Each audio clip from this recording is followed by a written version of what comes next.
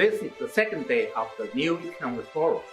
Today, all the participants will continue the discussion on major topics like investment, opening up, and tourism. We need to focus now on the fight against this invisible enemy to provide a safe and secure environment for all. It is my sincere hope that we can make the Games a symbol of hope and strengthened bonds for humanity, like the Antwerp Games of 1920, just after so-called the Spanish flu epidemic. I have a lot of confidence that Joe Biden and Kamala Harris will do everything they possibly can to forge a bipartisan consensus to help the real economy. We need the fiscal stimulus, and we need it relatively quickly, because I can see where the second wave's coming. You can see consumer spending beginning to get impacted again. The confidence really depends on whether COVID can be handled or vaccine can be invented and then distributed equally. People love to collect the experiences that you can only get when you get away from home. Cultural experiences, people experiences, food and beverage experiences, the sights that you see. And when that gets to be safe again, I think that'll come right back. And so rebuilding demand isn't our issue. The issue is actually being able to actually cruise and do so in a way where we're confident and then the various destinations are confident that we can do it in mitigating the risk of spread. It's going to be a deep, harsh winter, and I do expect that there's going to be convergence. And that's why, whether it's just within the aviation or for the entire travel industry, what we have actually tried to do to go and survive, right, is to go and basically collaborate instead of compete.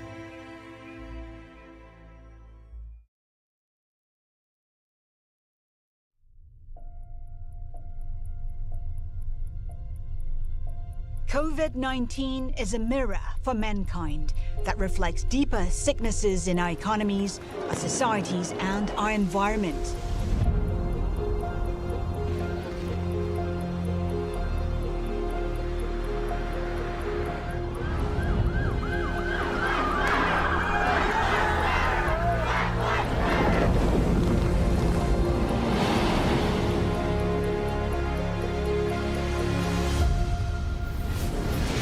We can look away, or we can recognize the ailments that threaten our long-term future and build a more sustainable and inclusive world.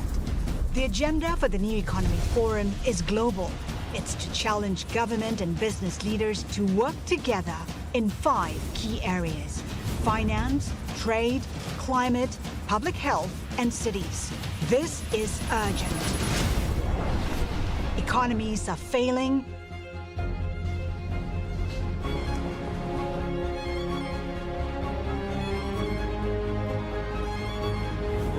Societies are breaking apart.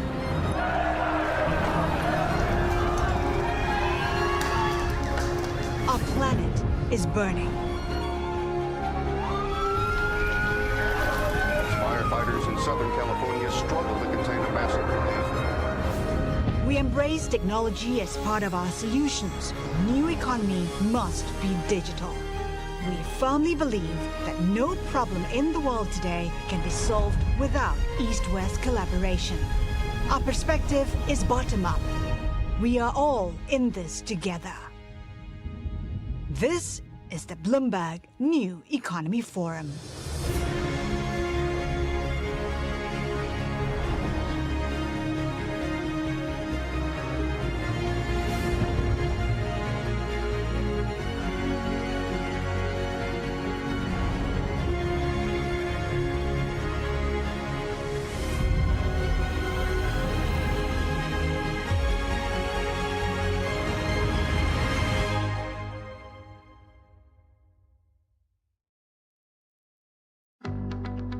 Please welcome the founder of the Bloomberg New Economy Forum, the founder of Bloomberg LP, Bloomberg Philanthropies, and 3-time mayor of New York City, Michael R. Bloomberg.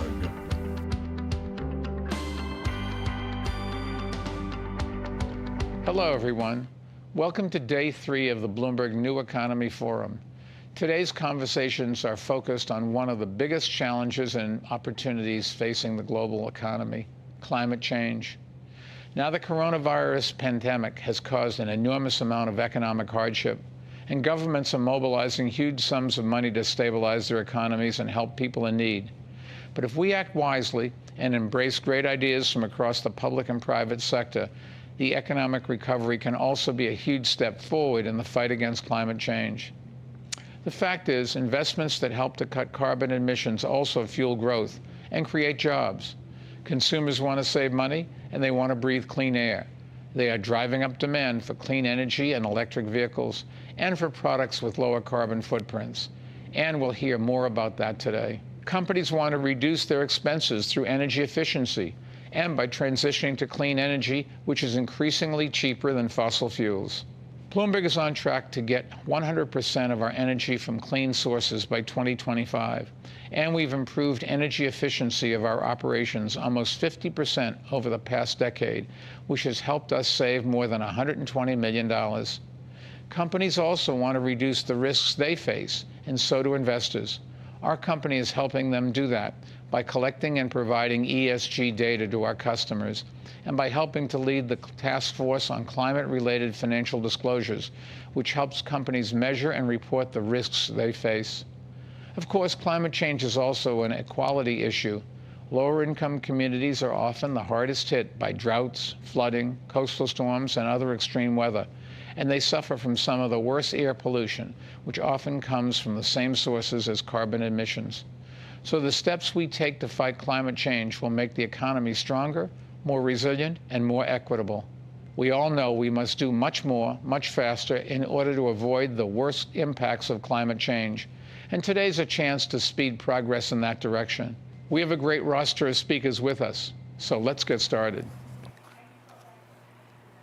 Hello and welcome to Day 3 of the 2020 Bloomberg New Economy Forum. I'm Carol Massar, Bloomberg Business Week anchor, and I'll be your host for Part 1 of Day 2 of our program. Now, the theme of today's program is climate.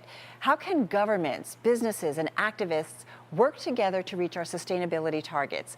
Our next 4 panels will examine how we can affect change from the perspective of governments, corporates, consumers, and investors, all stakeholders. I do want to remind all of our delegates watching on the New Economy event platform to submit questions to our panelists by clicking the Ask a Question tab that's below the video player on your screen.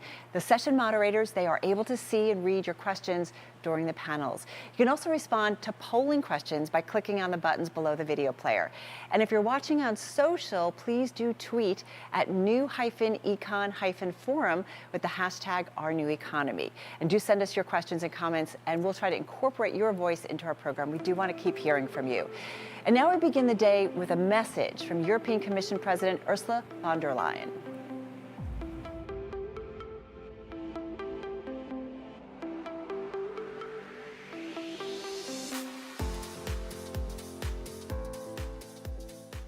Ladies and gentlemen, I'm delighted to be with you at this New Economy Forum. And I would like to thank you for the invitation. And I would like to thank in particular Mike Bloomberg for his tireless efforts and generous contribution to the global response to this pandemic. As so often, he has understood that we are all in this together. My first message for you today is that we will only end this pandemic if we fight it everywhere in the world. This crisis has shown us that global public health is the foundation of the world's prosperity and security. And it is a prerequisite for recovery. And this is why the European Union has been leading the global coronavirus response since the beginning of the pandemic. We've joined forces with global institutions, with partner countries, charitable foundations, but also with business and civil society. We brought together more than 40 countries to raise 16 billion euros. And this to finance the development of vaccines, tests, and treatments for the whole world. Developing a vaccine against COVID-19 is one of the most pressing challenges of our time. But just finding a vaccine is not enough. We must ensure that everyone has access to it to end this pandemic. And this is what the vaccines pillar in our global response, the so-called COVAX facility, aims to achieve. Safe vaccines must be available for all, whoever they are, wherever they are, whatever they can afford. No middle or low-income country should be left behind. And to the few countries hesitating to join our efforts, I say this is as much a self-interest investment as it is a show of solidarity. Because a global recovery is the only way to reopen our economies, to restart the labor market, to repair supply chains, and start rebuilding. My second message is that we must rebuild our world better. And what we do next really matters. Over the next 2 years, governments around the world will spend around 10 trillion euros for the recovery. The last time we had a recession, the world invested in piecing back together a broken system. Inequalities and harmful emissions went up, as did commodity prices and investments in fossil fuels. We cannot afford to make that same mistake. And as Mike Bloomberg has rightly said, this is about capitalizing on existing market forces, not fighting them. We need to use our recovery stimulus to invest in the clean and digital technologies of the future, to make our economies more resilient and our societies and job markets fairer. And this is the thinking behind Europe's 1.8 trillion euro recovery package. Our recovery plan, we call it Next Generation EU, will invest 37% in projects linked to our European Green Deal, from clean hydrogen to housing renovations, you name it. And it will invest another 20% on digital, from data to infrastructure and new technologies. And this is how we can recover from this crisis and build a healthier and stronger world for the next generation. We can do it if we do it together. You can count on Europe to lead the way. Thank you. Now, as you know, governments around the world have injected trillions of dollars in stimulus money to save the global economy from the dire circumstances created by the COVID-19 pandemic. Bloomberg New Economy Forum looks at where the stimulus has gone and how much of it is green. Governments unveiled over $12 trillion to stop the economic fallout due to COVID-19. And for a full recovery, trillions more will need to be spent. In March, the U.S. Senate passed a $2.2 trillion stimulus bill with nothing specifically for green interests. China has published an ambitious slate of energy-efficient infrastructure goals, but it has also rolled back regulations on coal plants. And around the globe, green measures account for less than 1% of the total coronavirus-related stimulus spending. In contrast, some 7% is specifically targeted at carbon-intensive companies and sectors like transport, industry, and oil and gas. So, what are the implications for the future? After the 2008 economic crisis, carbon dioxide emissions dropped 1.4% in 2009 before rising 5.1% the following year when the economy started to bounce back. The most efficient solutions for rebuilding the COVID-ravaged economy are those that also reduce carbon emissions. An Oxford economic policy study published in May of 230 central bankers and economists cited policies with major climate benefits, such as clean energy research and infrastructure, disaster preparedness, and zero-carbon transportation as the preferred public sector response. The study asserted that unless policymakers keep carbon emissions top of mind, the world risks leaping from the COVID frying pan into the climate fire.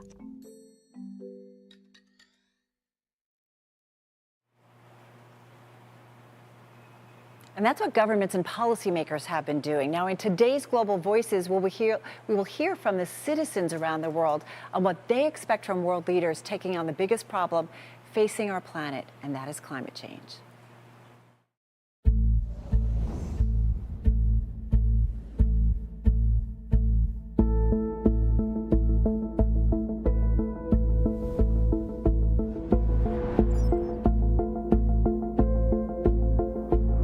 In some ways, the coronavirus pandemic has shown us how we mobilize for a crisis in a way that has never happened for the climate crisis. I say in some ways because the pandemic responses have been anticipatory in some cases and disastrous in others. But now is no time for us to drag our heels because we need to change everything. To do nothing is not inaction. It is an active choice of gambling life on Earth. So my plea to the more fortunate amongst us, to the more fortunate nations in dealing with global crises like this pandemic or the really big one, the climate crisis, is to work with the less fortunate today. Do not just demand of them change. Do not just reward the less fortunate once they adopt the new norms. Help them to fulfill their basic needs today. Help them to put food on the table today. Then help them to transition to the new norms that we need to make this world better. Để làm giảm cái tốc độ diễn biến của biến đổi khí hậu thì một cái giải pháp cần thiết mà chính phủ cần làm ngay đó chính là đưa ra những cái chính sách, những cái biện pháp để tăng cường cái khả năng thích ứng của người dân và khả năng chống chịu của người dân trước biến đổi khí hậu, và đặc biệt là ở những khu vực chịu ảnh hưởng, đặc biệt là những khu vực mà rất dễ bị tổn thương bởi biến đổi khí hậu như đồng bằng sông Cửu Long, như là khu vực miền Trung, Việt Nam chẳng hạn. We will no longer continue to pour $5 trillion of public money to prop up an industry that plunders the planet and its people. Fossil fuel subsidies are the financing of dystopias, and this unthinkable amount of money can fund a just transition off fossil fuels that is led by frontline communities and by providing massive skills training for fossil fuel workers to transition to a green economy, transferring these very subsidies to accelerate renewable energy systems and compensating communities and territories that have been devastated by the onslaught of extraction, to create solidarity economies that are grounded in renewable energy, circular systems, cooperative ownership, racial, social, and economic justice, and collective care. How do we tackle the incumbent political interests that are so entrenched in our social and economic systems? Political courage in this regard is needed, as climate change is already affecting us. China, for example, has experienced one of its worst flood seasons over this recent summer. The risks and impacts that were once perceived as so remote and so far away from us is now just really literally unfolding in front of us. So let us learn and draw a lesson from the current global pandemic. And let that lesson be that if we take good care of our planet, then the planet will also take good care of us. 그리고 각국의 경제 지도자들은 과대포장 제품을 없애고 포장 횟수를 줄여주세요. 저와 저 같은 어린 아이들의 미래를 기후위기로부터 보호해주세요. 고맙습니다.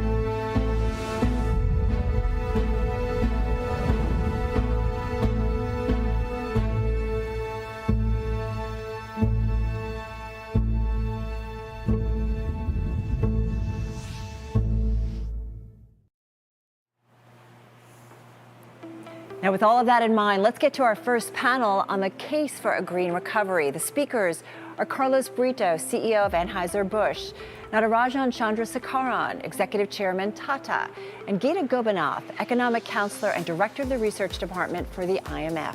The moderator is Aaron Rutkoff, Executive Editor of Bloomberg Green. Aaron. Hello, and thank you for that introduction. And thank you to all of you out there all over the planet for joining us. My name is Aaron Rutkoff. I'm the editor of Bloomberg Green, the new climate magazine and digital publication that we launched earlier this year. I'm honored to have such an interesting group of people here with me today. I want to remind you there in our audience, wherever that might be, that we want your insights and questions while we're having this conversation. So if you look below on the screen, below the video tab, there's an entry form. You can type in questions for our panelists. So please take a moment and do that while we're speaking. And I'd also like to begin by with a poll question that you can respond to while we're talking. So the poll question for this conversation to get us started is, should we try to green the economy through emergency response to COVID? The possible answers are no, the priority should be saving businesses and jobs. Yes, but it should be led by markets and businesses. Yes, never let a good crisis go to waste. And D, yes, but only if every country does its part. So with that in mind, I want to turn first to Gita. When my colleagues at Bloomberg Business Week wrote about her appointment as the IMF's chief economist, it was under the headline, "The World's New Economic Growth Genius." So let's begin with growth, Gita, or lack of it. Where do we find ourselves today when it comes to economic recovery from the COVID-19 pandemic, particularly at this very fraught moment where cases are rising rapidly in so many countries, but we can see effective vaccines just over the horizon? Hi, Aaron, and hello to everybody. The pandemic has had a tremendous cost in terms of lives lost and in terms of livelihoods lost. And while the world economy has rebounded from the depth of its collapse in the first half of this year, we're still far from returning back to pre-pandemic levels in almost all parts of the world. Now, indeed, there's been positive news on the vaccine front, which makes us hopeful. But that said, we still right now are living through an increase in the spread of the virus, record number of cases in the world, and that is going to impact economic activity. And also we have to keep in mind is that there will be many legacies from this crisis that will weigh on economic activity in the future. There are going to be corporates which have balance sheet distress. There are governments that have accumulated very large amounts of debt that will have to deal with those high debt issues. We have a generation of students who've been impacted by loss of schooling. The job market is recovering in some places strongly, but still, if you look at low-income workers, if you look at women, and if you look at young workers, they're just very hard hit. I want to stay with you for another moment, Gita, and ask about the green recovery from all of this. So we've had $12 trillion with a T in discretionary fiscal support so far. My team at Bloomberg focuses on climate, and we determined earlier this year that only about $18 billion with a B had gone to clean energy or other green policies. So even if green stimulus has expanded since we did our count, it's certainly only a small fraction of what's gone to the fossil fuel sector or other large sources of emissions. Is there any hope for a greener recovery coming out of this?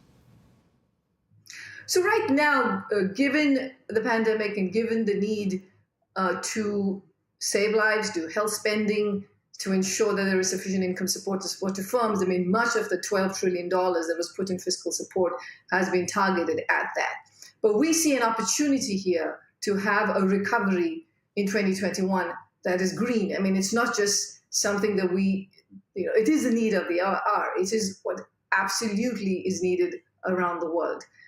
And this will be important also in terms of creating jobs. We know that green investment is more job intensive. We are concerned about not having a job-rich recovery, and so green investment can help in that dimension. But this is an opportunity to both address the problems that will come out of this crisis, to restart growth, to put the global economy not just on a higher growth trajectory, but also on a much more sustainable growth trajectory. So going forward, and we do hear countries announcing plans to step up action on the climate front. And so I am hopeful that much more will be done. But 2021 is the year when this should happen. And just looking at the news today, we saw a big green policy announcement out of the UK. I know that the news has only just come out in the last 24 hours, but I wondered if you look at that approach, do you see signs of a positive response that can be modeled elsewhere? So, I mean, I think every country is stepping up and tailoring its action to its specific needs. I just want to step back and recognize that there are countries at different stages of development. There are countries that are fast growing that will need more energy. And so it's, they will have to tailor their strategy to adapt to the fact that they also have these big energy needs. There are, of course, oil exporting countries that rely on oil for their income. For them, the transition can be costly. But, the strategy that we are proposing, the one that we put out, for instance, in analytical work, was a three-pronged approach, which said, for one, you want to have a green fiscal stimulus, which includes infrastructure spending. That's going to be very positive for job creation, for speeding up the recovery. Second, you do need to have a path of increasing carbon taxes. This has to be predictable. This has to be credible, because that's what's going to incentivize a move away from energy-intensive activities. It's what's going to incentivize the private sector to step in. But lastly, you have to make sure that these policies are not regressive. So the revenues that are earned from these carbon taxes should be used to compensate low-income households who are going to be hit during this transition, because they tend to consume more in terms of energy, in terms of their consumption model, and many of them work in energy-intensive sectors. So this three-pronged approach, in our view, has the benefit of both increasing jobs, increasing output, and enabling the transition towards a higher growth path when you don't have to worry about the catastrophic risks of climate change. So I want to come back to your point about carbon taxes in a moment, but first I want to turn to you now, Chandra, for a perspective that is more particular than the sweeping view of an IMF economist, but still tremendously vast, because Tata has a huge part to play in the entire Indian economy, from tech to retail and air travel and autos. Can you tell us a bit about the current state of the pandemic recovery as you see it from your vantage point? And just as importantly, what are the biggest priorities for Tata in its push to come back as a greener company than before after all this? I think first let me give you a couple of points on India. I think the scale of the lockdown and the accompanying recession, technically the first one in India's history, has really put the focus on short-term getting everybody back to work and get the growth back.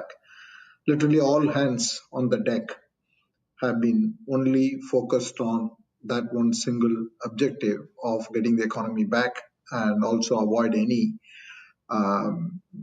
catastrophe of any kind.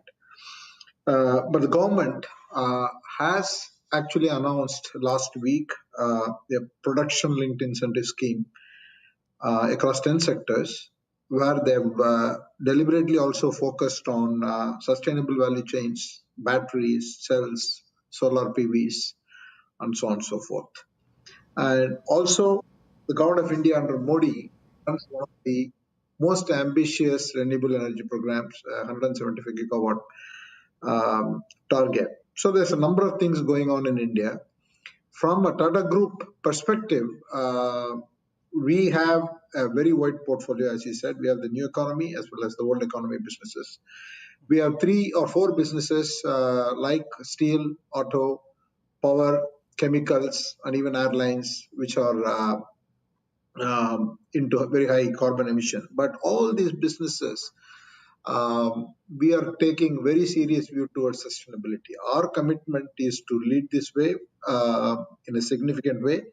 Already, Tata Steel has made a commitment that they will they will be benchmarked in terms of carbon emission, low carbon emission by 2025. And then We have ambitious plans in power, which has always been a predominantly a thermal coal-based company.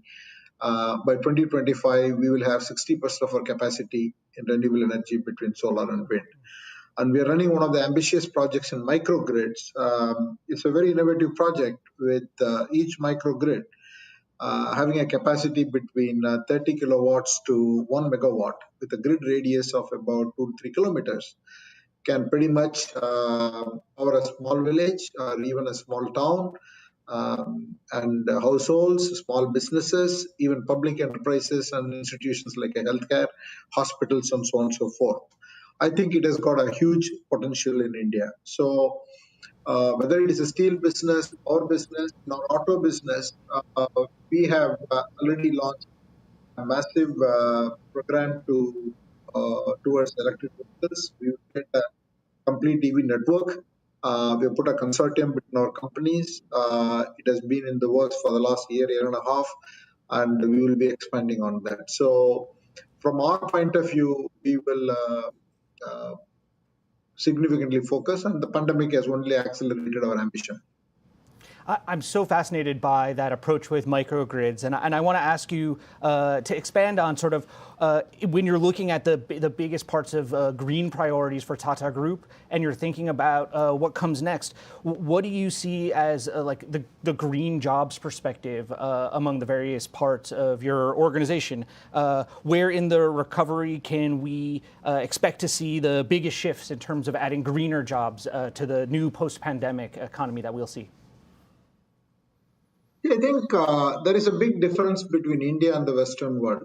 In the Western world, your focus has primarily been trying to move from the fossil fuel dependence towards renewable energy, and that's been the focus. In India, it is about creating and meeting all our future energy needs through renewable energy. So it's a big market expansion. Our energy needs are very high. It's going to dramatically increase. That is one of the reasons that India will be delayed in terms of setting our goals. But having said that, a huge number of jobs will get created. Even in 2017, of the 500,000 jobs that are created globally, 20% of the renewable jobs. 20% of the 500,000 renewable jobs created in India. That is about 700,000 people into renewable energy. And if you look at the market that will be created for the next decade of about 28% of energy generation onshore and solar, by 2030, we will generate another 500,000. And the microgrids can generate, depending upon scale of adoption. Chandra, I'm sorry to cut you off. We seem to be having a bad connection for the moment. I'm going to come back to you in a second. We're going to work on your video feed. I apologize. Brito, if I can pick up with you where we left off there, because as Chandra was saying about the difference between some Western countries that are focused on the transition out of fossil fuel and the way that it's experienced in a developing economy in India, as the biggest brewer in the world, you're in touch with communities and economies just about everywhere, going down all the way to the level of restaurants and grocers. And so I want to hear from you about what kind of perspective that gives you on the various state of recovery across different kinds of economies. Yeah, you touch on a very interesting point. I mean, we are a global brewer, we have business in all continents. And what we see is that, of course, different countries are at different stages, but some of the issues are the same. So, for example, the whole thing about sustainability, something that our consumers are very focused on, and our business is totally dependent on. Sustainability is not just a nice part of our business. Sustainability is our business. No water, no beer, no farming, no barley, no beer. That clear. And what we like to say here in the company when we think about the sustainability issue is the fact that there's no planet B. Sometimes in business you have a plan B for something if plan A doesn't work. In our planet Earth, there's no planet B. So it's very key that businesses understand that we operate in the context of only one planet. And we need to do our part and use what's important for us. So, for example, our sustainability platform has 4 verticals. One is around water. The other one is about energy. The other one is about farming. The other one is about packaging. So everything is connected to our business, because we believe that if you do things that are not connected to your business, your capacity to influence and have a big impact is diminished. So when we do things that are important for our business, because we have a global footprint, we can scale those things very quickly. I'll give you an example. 2 years ago, we decided to have a target in one of our verticals about energy and carbon footprint to go to 100% purchase electricity coming from renewable sources by 2025. We started from 0 2 years ago. Today, we're going to finish 2020, even with COVID and everything, with 60% of our global volume already being produced with renewable electricity or renewable purchased electricity. So this is a big change. Water is the same thing. If we consume less water, it makes sense for us. It makes sense for our communities. And because 98% of what we produce is all local, we don't have big supply chains that stretch around the world. We get the water from the community in which we operate. We buy from farmers that are part of the community.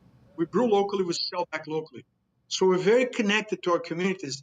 And if our community is sane in terms of environment and is thriving economically, we tend to do well as well. If not, then we have a problem as they do. So we try to be always part of the solution in addressing community issues like water, energy, packaging. Half of our volume around the world is on returnable packaging.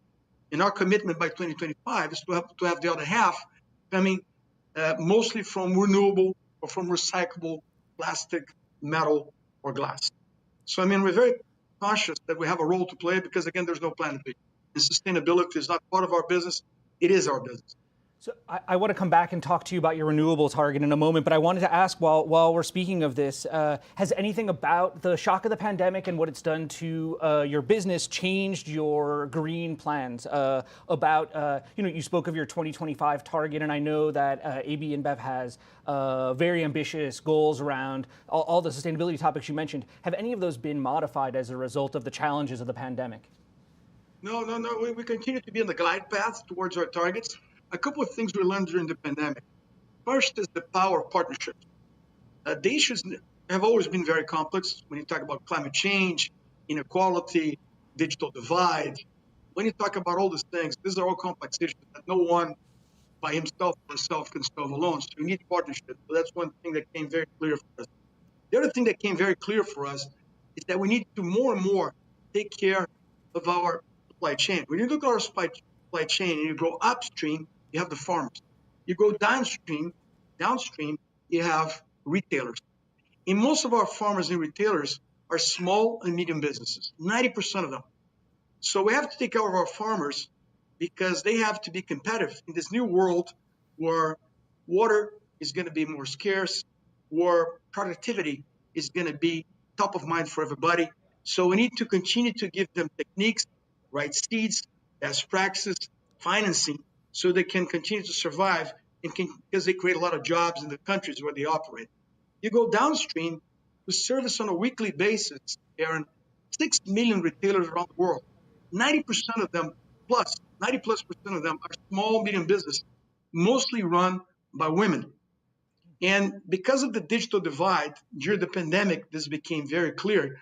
We had to use our technology platforms that we started investing 5-7 years ago to help them survive the pandemic, so as to connect consumers and the retailers, so both in lockdown periods could still be connected via a digital platform.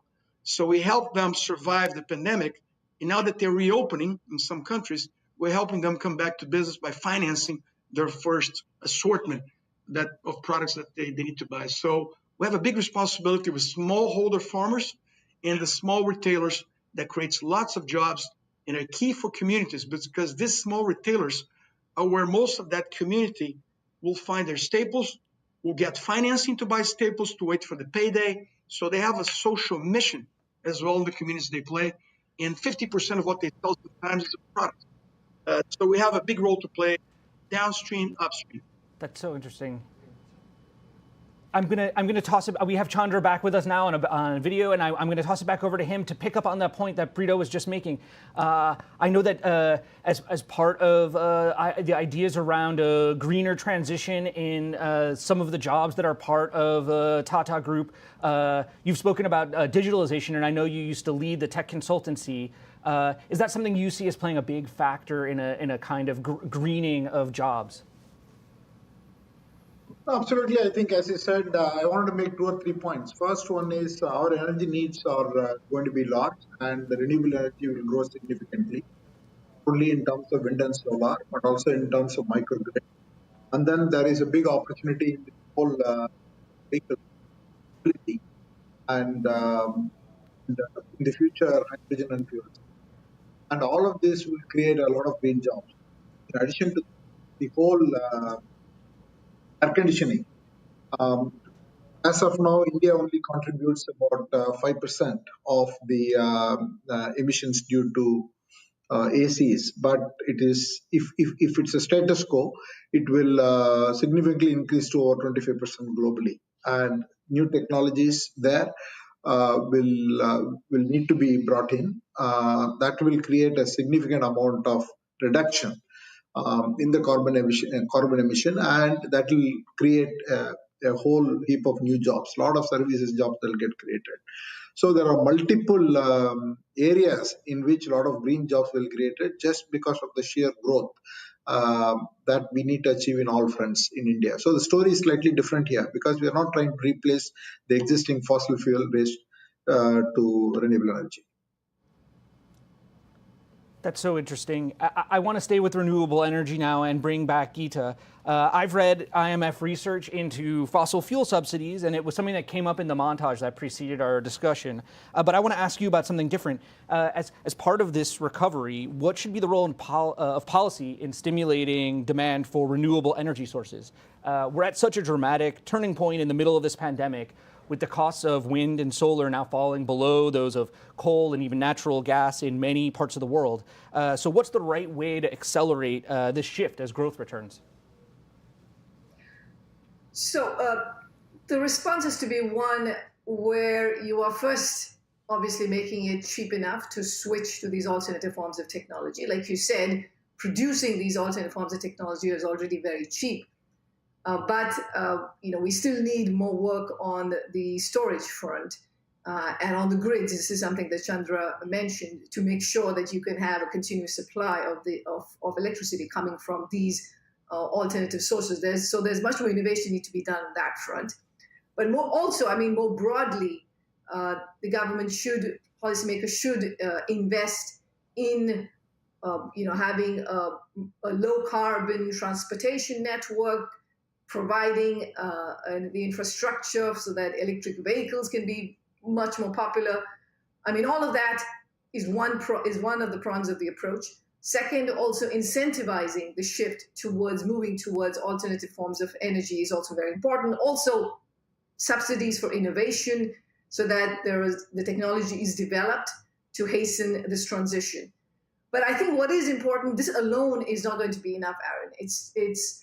If all that you do is make alternative forms of energy cheaper, it's not going to be enough, because you're going to end up in a world with, while yes, you might have a shift away from high carbon to low carbon energy, but still you're just consuming a lot more energy because it's become cheaper overall. And so that's not going to help attain the goal of bringing down carbon emissions to zero by 2050, making sure that temperature increase stays within sustainable limits. This is why we emphasize the importance of carbon taxes.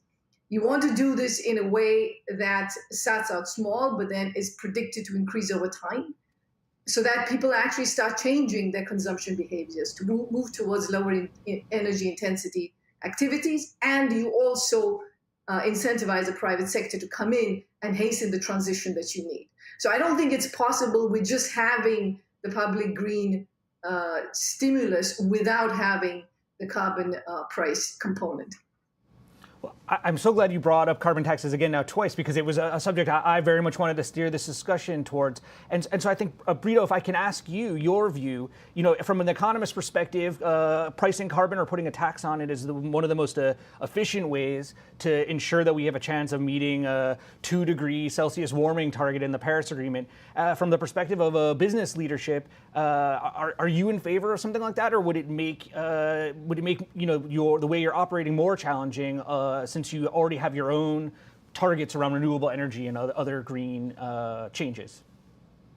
I think the beautiful thing about sustainability is when you understand, and for us that has been clear now for many years, that what's good for the environment can be also very good for business. So, for example, the whole thing about using less water is good for our business, but it's also good for the communities in which we operate and also for the environment. Green energy was something that was not on our radar up until 2 years ago.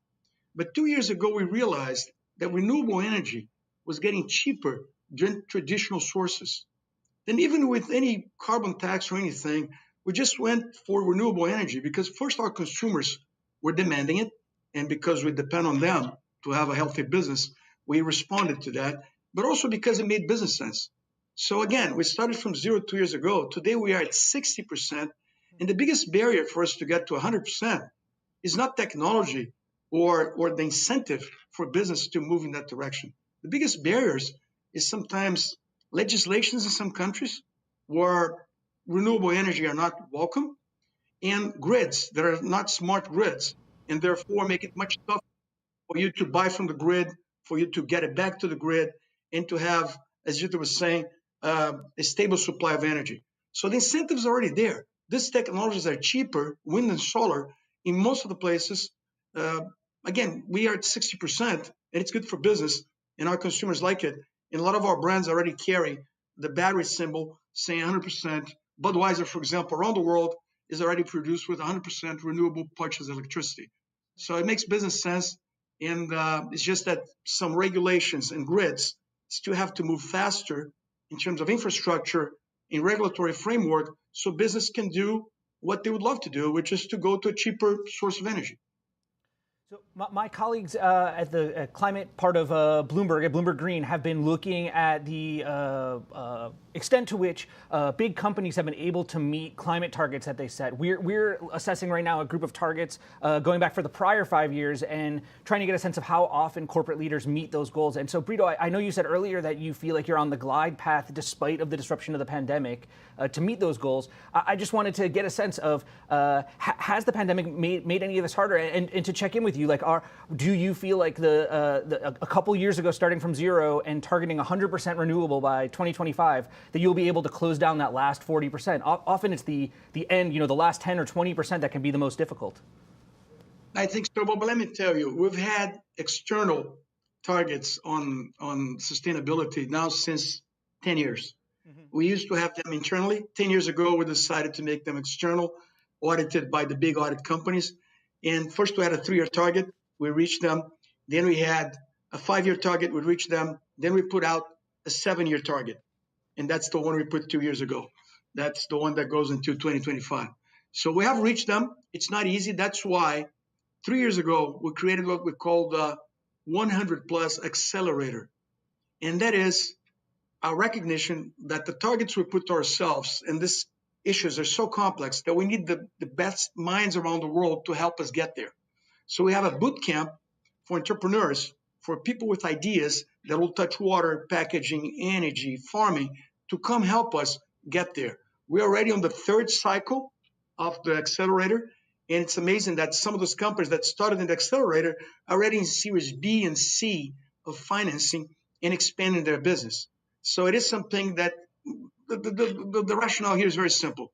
We have 170,000 people in our company. There are 8 billion people in the world. Of course, 8 billion people have better ideas than 170,000 people. So part of our culture at AB InBev is always that we should look outside, we should look externally and motivate people to come help us, because our targets are something that can be scaled. They can be, help what we're trying to achieve in terms of the climate change goals, but we need help from others. So the whole thing about cooperation is key. Chandra, if I can ask you, looking inside of Tata Group, are there parts of your research and development, you spoke of microgrids, are there things that really excite you that are coming out in terms of green innovations or ways that you can leverage renewable energy through different divisions of Tata? I think considering the footprint that we have, we need several innovative solutions.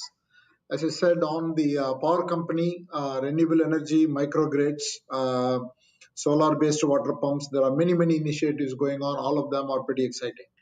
And from the automotive point of view, we are definitely looking at shifting towards EV in a large scale, both not only in Tata Motors in passenger cars, but also in the Jaguar Land Rover. And we will have to work on biofuels, biogas, and hydrogen. We are doing a number of innovative projects in the commercial vehicles division. All of that are going to push our shift towards sustainable future. The other area where we are working on is in carbon capture. In our chemicals, we are running one of the most innovative projects in the UK to capture carbon, so that we can find a solution for carbon capture in areas where we still have to use coal. In Tata Steel, most of our plants today, in fact, all of them are totally thermal coal-based plants. So we are looking at alternatives, and we have some work to do. And we have other businesses. We also have a beverage business that's exactly focused on the areas that Carlos just articulated in terms of how to consume less water and so on. So there are many innovative projects that are going on. We are working internally. We are working with companies who are doing pioneering work, and also partnering with a lot of universities both in India and in the United States predominantly. Gita, if we can bring this back all the way around to the point we started with on carbon taxes or carbon pricing, that's often thought of as a mechanism for encouraging companies to do things like carbon capture and invest in these technologies. I want to ask you both for your advice or your sense of what's the right way to introduce a carbon price if that becomes something that's more widely adopted around the world. Are there examples of markets or countries that are successfully implementing this? And how do you set a price high enough to help companies both stimulate their tech transformation towards greener outcomes and also meet these big 2050 net zero targets that we've seen all over the world? I mean, indeed. Again, I think carbon taxes, carbon pricing is one of the most efficient ways to deal with the climate risks, but it has to be done smartly. So firstly, the first piece of it is to have a kind of a graduated scale. So you have an increasing path of carbon prices. This gives predictability. This helps companies prepare for the higher carbon prices that are coming in the future. So that's the first piece of it. The question is what the actual level should be. What should that price be? We had recent research that showed that $75 would be an appropriate number, but that's considerably higher than what we've seen around the world. But it's not going to be enough if one country just goes alone. One, because a country has fewer incentives to be the first to put such a high carbon taxes in place. So there has to be a cooperative solution here. I mean, agreeing on some kind of a minimum carbon price floor, for instance, globally, would be very helpful in bringing about that transition, because otherwise, countries worry about the loss of competitiveness that their firms will face in international markets. So having a kind of a minimum price floor is one way of doing it. Now, second, I think this is very important. I think it's very important to make sure you do it right so that you have the political support for it. Now, when you put carbon taxes in place, it increases the cost of energy, of course, it increases the cost of fuel, and low-income households get hit hard. In many countries, it is the low-income households who also work in carbon-intensive sectors. So to aid the transition, what we propose is to use the revenues earned from these carbon taxes to compensate low-income households for the higher prices, and to also help with the transition of workers in these high carbon intensive sectors or low carbon intensive sectors. So you have to do that piece also to make sure that this is acceptable and this is politically viable. Brito, I want to now ask you, around the idea of big national or even corporate targets to reach net zero. Your company does not have a net zero plan yet, but your headquarters is in Belgium, very close to Brussels, where the European Union definitely has a 2050 net zero target. Does this affect you or change the way? Does that become a de facto target for you because so much of your business is in that market? How does that work? Well, first, the EU is in many ways leading that green future ideas and ideals and directives. So I think everybody's looking at the EU for inspiration. So I think that's great. In terms of our company, we like to have targets that are time-bound, measurable, and where there is a credible path to it. So, some other people out there, they put a target to 2050, 2030, 2040. We're putting targets that are 5 year, 7 year in nature, and that's on the way to a carbon neutral type economy. We're not there yet, but we're going towards a low emission type environment for our business. So again, we started 2 years ago with zero purchased electricity coming from renewable sources, and today, 2 years later, we're at 60%.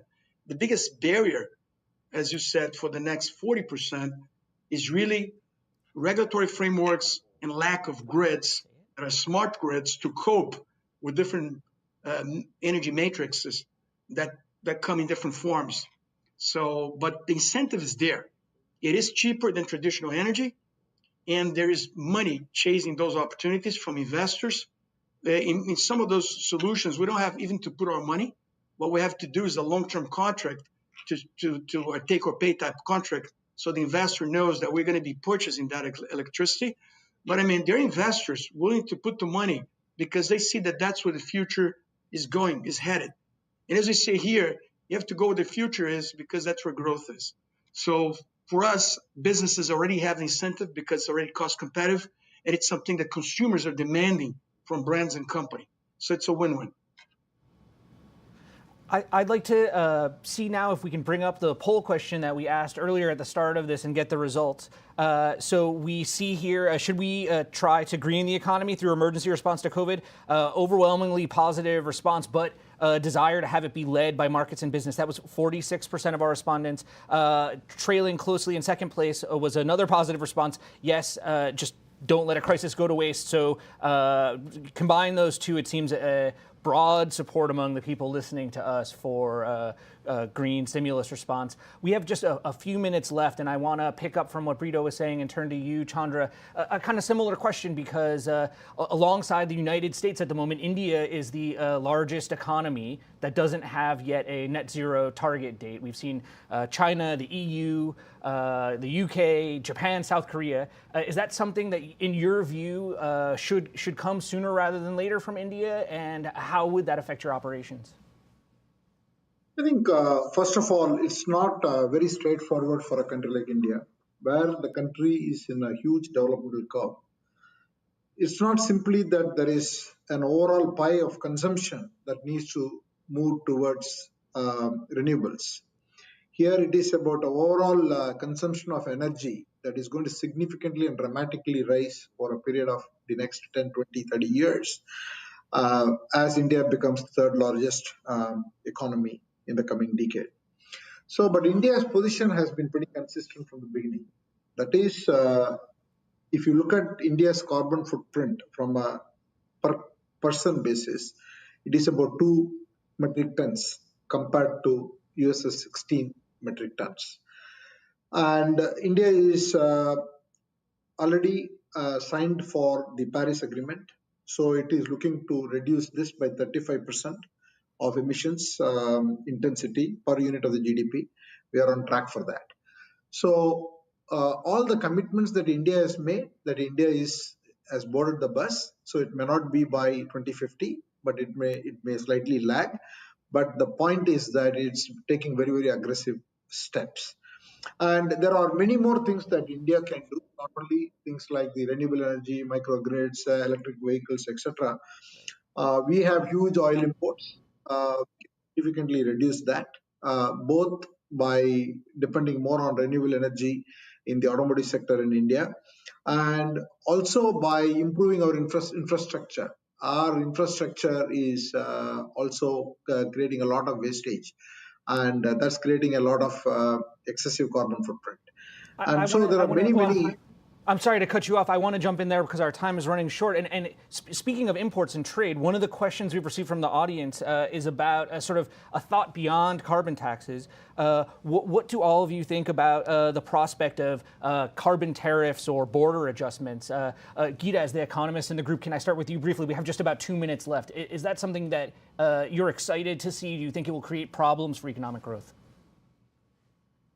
Well, this is Aaron. This is why I said that I would. The idea of having a minimum carbon price floor is more appealing to me. I think if countries go on their own and there is no agreement on that front, of course, then you can see how a country that puts these carbon prices will then want to offset it with border taxes.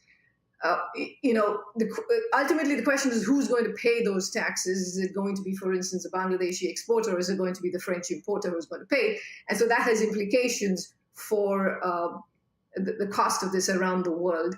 But I mean, just to the point that all countries in the world, and including Bangladesh, including India, the costs of not doing anything on the climate front are just immense. And at the pace at which things are happening right now, it's just not going to be enough to get to sustainable levels. And so we need far more, bigger steps. So I hear the rest of the panelists speak, and I think this is absolutely wonderful, everything that's been done. But you're going to need a much stronger push globally. Chandra, what about that from a trade perspective? Would the kind of carbon tariff regime that we're seeing the European Union contemplate, would that have an effect on Tata and on India, on businesses in India?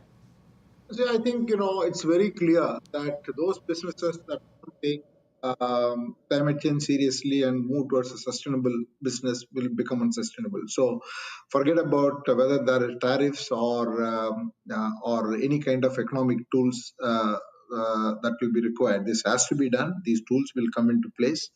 There will be many more versions of it. There will be a lot of debate. All of these things will happen, but both incentives and penalties will come into play. But most importantly, I agree with the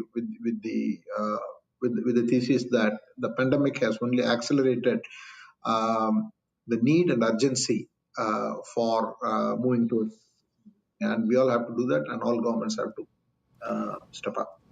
So that about wraps up our time. I really want to thank all three of you for being with us today and sharing your insights. This has been a fantastic conversation and given me a lot to think about. So thank you very much.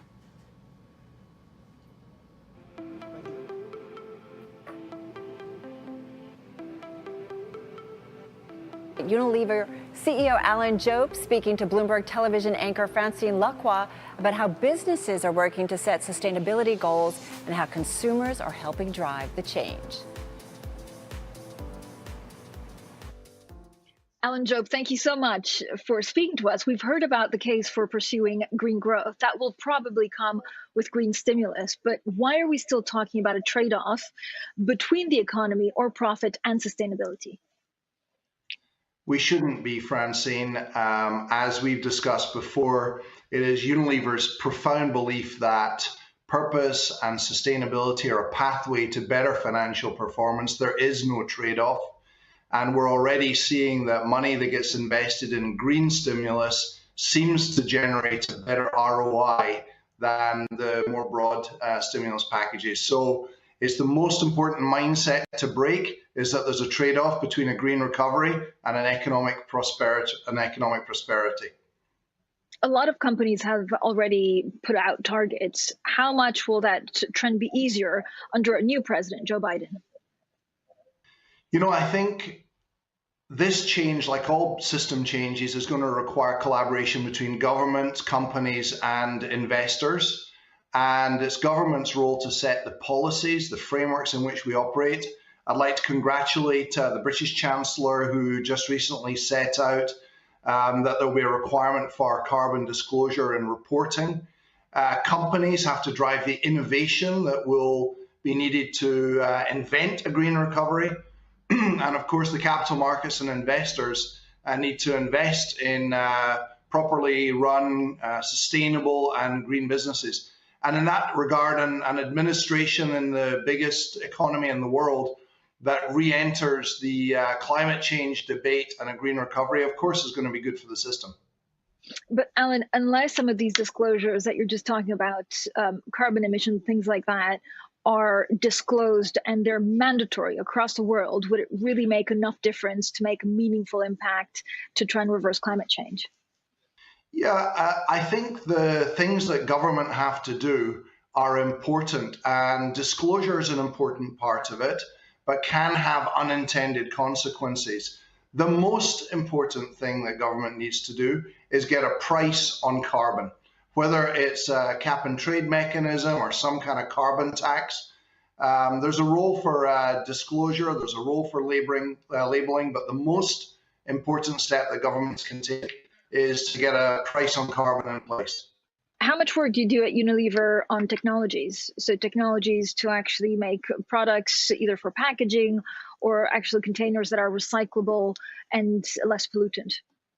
Yeah, most of the technologies for a green recovery have already been invented. Low carbon energy, I'm talking to you here from Scotland, where 90% of Scotland's energy comes from renewable sources. Obviously, not a lot of solar, but plenty of wind. The technology for insulating buildings, low carbon transport, all of that exists. And now's a very good time to invest in it with low interest rates and the desperate need for new jobs. Within Unilever, we have a role to play, of course, specifically on circular economics, making sure that we have a high level of recyclability. But let me give one example. For our entire global home care business, which at the moment is very dependent on fossil fuel derived chemicals. So the carbon that we use in our chemicals comes from oil and gas. We've committed that by 2030, 100% of that carbon will come from renewable or recycled sources. So purple carbon from the air, blue carbon from marine sources, green carbon from plants, or gray carbon from recycled materials. That's the type of innovation that will sit underneath a green recovery. Will we ever see a replacement to plastic? Plastic's a fantastic material. We don't need to replace plastic. It's very, very energy efficient. It has all manner of excellent properties. Anyone who's had the misfortune of going into hospital thanks to COVID will be very grateful that we have plastic. The problem is too much ends up in the environment. So we need to find a way of keeping plastic in the economy and out the environment. And our strategy for that is less plastic, better plastic, so using recycled plastic, and no plastic. So yes, we are looking at alternative materials, but a world without plastic is not a good world. We just need to keep it out the environment. How powerful is the green consumer? Are they much more powerful now? Is it 50% more powerful than 5 years ago? Do they only spend much more now with things that they think has morality and an ethical value? We're already seeing post-COVID a significant rise in conscious consumption by consumers. It's very much driven by age cohorts. So baby boomers don't even pretend that brand choices are driven by sustainability considerations.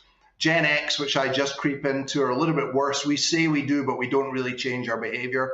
Millennials are very interested, but don't want to pay more or be put to an inconvenience. Whereas the Gen Zennials, the consumer of the future, almost the only thing that's driving their brand choices is the positions of the companies and the brands on environmental and social issues. So any company that wants to remain relevant into the future better be thinking about its sustainability behavior. What does that mean for Unilever? Well, as you know, we have made enormous commitments around climate and nature. We've made enormous commitments around our social impact, and we will continue to put purpose and sustainability at the heart of our business with purpose-led brands, sustainable sourcing that does not wreck the environment, and an employee proposition that allows them to work on brands that are really trying to do a little bit of good in society and for the planet. Alan, what can you do, or what can the world do on labeling, right? To have mandatory disclosure, of course, on labeling of products that have the same definition around the world, and who would choose what's good practice or bad practice? Yeah, I think if you cast your mind back a couple of decades ago, it wasn't normal to have calorie labeling on foods products. But over time, not only have we learned how to look for calorie labeling, but we've also learned, what is 100 calories, what is 400 calories, how meaningful is it? Unilever's committed that we will build a system that allows us to put the carbon content of our products on the labels. That's going to require an enormous collaborative effort across the industry. Right now, our lead partner is Microsoft, and we are trying to build a digital model of the planet that will allow us to accurately carbon label our products. And I think that will only continue. People will want to know about the deforestation footprint. They'll want to know about the social impact of products. And if it's not directly on the label, it will certainly be linked through some kind of graphic code to a place where you can find more about the brands that we're asking people to buy. But Alan, does that then force your rivals or your peers to do the same, or do you need, an overarching body to tell everyone, no, this is what you need to do, and you need to do it by this time, by this year? When it comes to these type of things, Francine, we don't think of people as competitors or rivals, but rather peers and collaborators. It's very helpful for us as shoppers to know what a standard calorie value and calorie count is. In the same way, we will look to create system change through collaboration.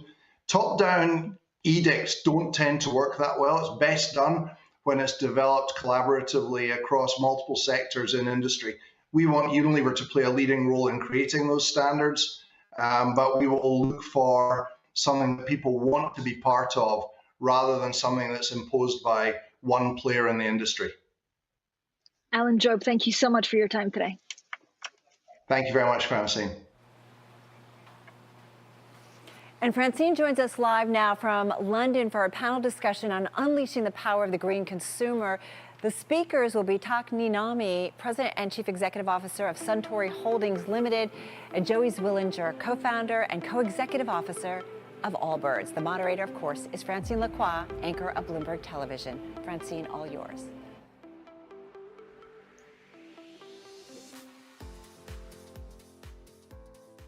Wonderful. We have 25 minutes, and thank you, Carol, to talk about unleashing the green power. Now, consumers, of course, as you just heard from Alan Jope, are increasingly demanding green products and services. These buyers are often young and politically active, and they also hold companies that fall short on sustainability to account not just through their wallets, but with online activism and green shaming. Now, pressure to adopt more sustainable supply chains, production methods, and business practices comes from activists, governments, and shareholders, but consumers more and more hold the real power by rewarding or punishing companies through spending decisions and their voices. So we have 25 minutes and we have a great panel coming up. We'll try to explore this emerging powerful force, and I also have a great poll for everyone. So Takeshi Niinami, President and Chief Executive Officer of Suntory Holdings, joins me, and Joey Zwillinger, co-founder and co-chief executive of Allbirds. Thank you both. Let's start with a poll. Nice and early, we get off the poll, which is basically how important, and I'm asking everyone that's joining us to answer this, how important is sustainability when you're shopping? Now, this is multiple choice. A, it is important, but there needs to be better labeling and consistent standards. B, extremely important. I only buy green and local. C, I care about it, but COVID has me reassessing these priorities. Or D, it doesn't matter to me at all. Joey, let's kick off with you. Whilst people are voting, and then we'll see the results of the polling shortly online, has consumer behavior changed?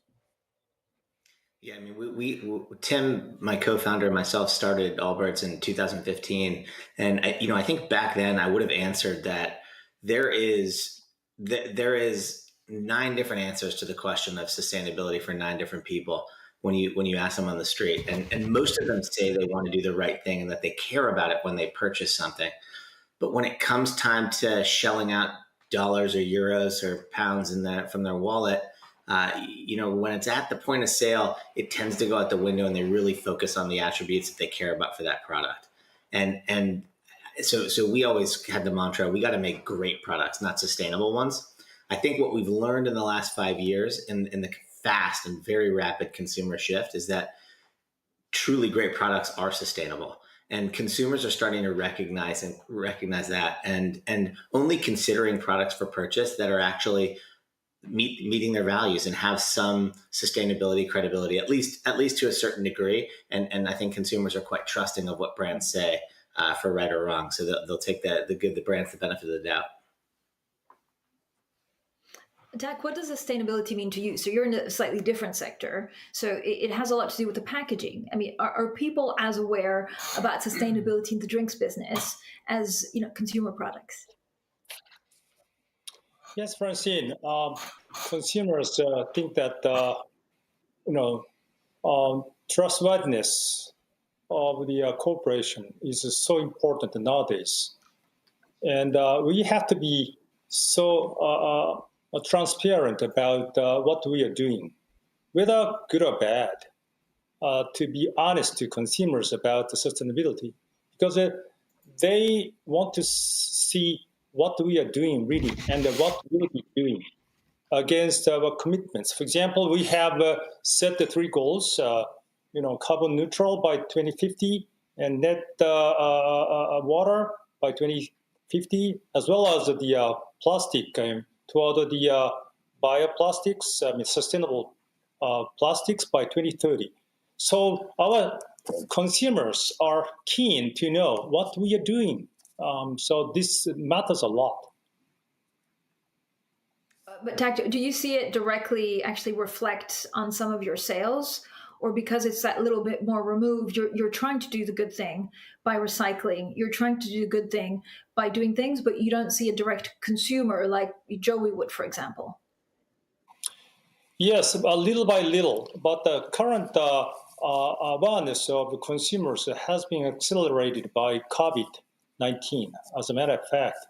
But younger generations in Japan and in Asia as well. Having said that, there's still a stumbling block for them to purchase further. That is affordability to younger generations, because I think environmental friendly products are rather expensive, but they want to buy from those making lots of efforts toward the sustainability. So mindset has been clearly changing, as Joe mentioned about. Yeah, Joey, why do you think this has changed? I mean, you said what surprised you since you launched Allbirds, that you always wanted to do good products, and those products in your eyes weren't necessarily sustainable. But what do you think has changed in the rhetoric that it seems like now, 60%, 70% of consumers just care much more about sustainability, ready to even spend more? Yeah, I think the recognition that climate change is upon us. I think all of the external elements that we face. I'm in California and we've suffered with wildfires. There's hurricanes. I think people recognize that climate change is upon us, and that the next 5 years are going to make or break the next couple hundred years for our species. And I really do sense that people want to do the right thing. And by and large, consumers globally, and we have a global business, just like Talk, and we're seeing consumers react differently to what we're doing in China, Japan, Korea, in North America and Europe. But universally, there is an overwhelming change where consumers care a lot more about this issue. I think it's still extremely confusing, though. And Alan in the previous segment from Unilever was talking about labeling carbon on their products. That's something that we've already done. We've started doing that for every single one of our products, and we believe that clearing the air of the confusion of what sustainability means and trying to allow people a lens into what is the most important problem. If you're going to stop climate change while you're making products, you have to be accountable to the carbon pollution that you're emitting in the manufacture and use of that product. And so we've decided to go, we're carbon neutral as of last year in 2019. And we're working on getting our product footprint down to zero as well. And in the meantime, doing offsets. But that labeling adds accountability. And to your earlier question, to Alan as well, it does drive change in the industry. And I think once we clear up some of the confusion on what is carbon footprint even mean? And it's an extremely confusing topic. I think we'll start to see even more progress. So that's what's really encouraging to me. Joey, what's your biggest challenge? So when you look at pricing, and Tak was saying, especially in the past, it was considered a higher price. So how much do you need to work at pricing to make sure that it's accessible and affordable? But how much also, is it about just making the product? So you're going to find clothing that is good. So the fibers are good, but I guess they're recyclable, that they're carbon neutral. Like, how much innovation and time do you need to spend on that? It's extraordinarily difficult, and it's you've homed in on our biggest challenge. So let me do it maybe by just giving you a story. When we started the company in 2015, we thought we had a great sustainability story, but we knew we had a very significant weakness, which was the sole of the shoe. And the foam on the bottom of sneakers, it's the most ubiquitous component in the entire sneaker industry, which is, in the US, it's about $50 billion. So it's a very large globally. It's probably upwards of 200. And this product is made from petroleum. It's made from either natural gas or petroleum, and it's a devastating impact on the planet. So we flew down to Brazil and convinced a renewable chemicals company to take the residue from sugarcane production, go through a number of different chemical engineering steps, and turn it into this foam, which became carbon negative. So it actually sucked out more carbon from the atmosphere during the manufacture of this component than it took to create it. So it's better that it's there in the earth than if it hadn't been produced at all. And then we open sourced that product to the industry to drive down cost of the component, and because there's that altruistic benefit that it's such a good component and it's so widely used. But that took 3 years. And there is a perceptible difference, and it's a very high quality product. But we are also marketing the fact that this is better for the planet, and we're trying to do the right thing. And that's very difficult when on the alternative, what we could do is do something that's a little bit cheaper and a little bit quicker to market, relying on fossil fuels. And that is what the industry has fallen back on. And so convincing a supply chain to work with you through all of this, they sometimes look at you like you have three eyes when you ask them to do something that's more sustainable, even if the cost is slightly increased. And maybe I'll just close. We've connected this innovation model to our distribution strategy. So we do not rely on wholesale players, and that allows us to control the pace of our product releases and control what we say to consumers and control our pricing, so we don't have leakage on discounts at wholesale partners or whatnot. So you have to go to allbirds.com. You have to go to our physical retail stores, and that allows us to work with that slower innovation process to make it kind of the slow fashion that's green versus the typical fast fashion. Tak, talk to me about some of the innovation that you're doing, for example, in recycling. So plastic, which many people say is just bad for the environment, you believe that if it's recycled properly, and I don't know whether that's through centers, whether it's chief executives that need to take care of that, or whether it's governments that should take the burden. But if you recycle plastic, you say it's not that bad. Well, right. One thing I want to make clear is that Francine, do you remember the Davos session? At that time, the world was so critical of plastic use. And, people were talking, let's get rid of plastics. But take a look at face shields, take a look at partitions made from plastics. So plastics kind of, gets rid of some risks from infection of the pandemic, for example. So what we are now working on is to build a plant to produce plastics from biochips, from recycled plastics to produce new plastics.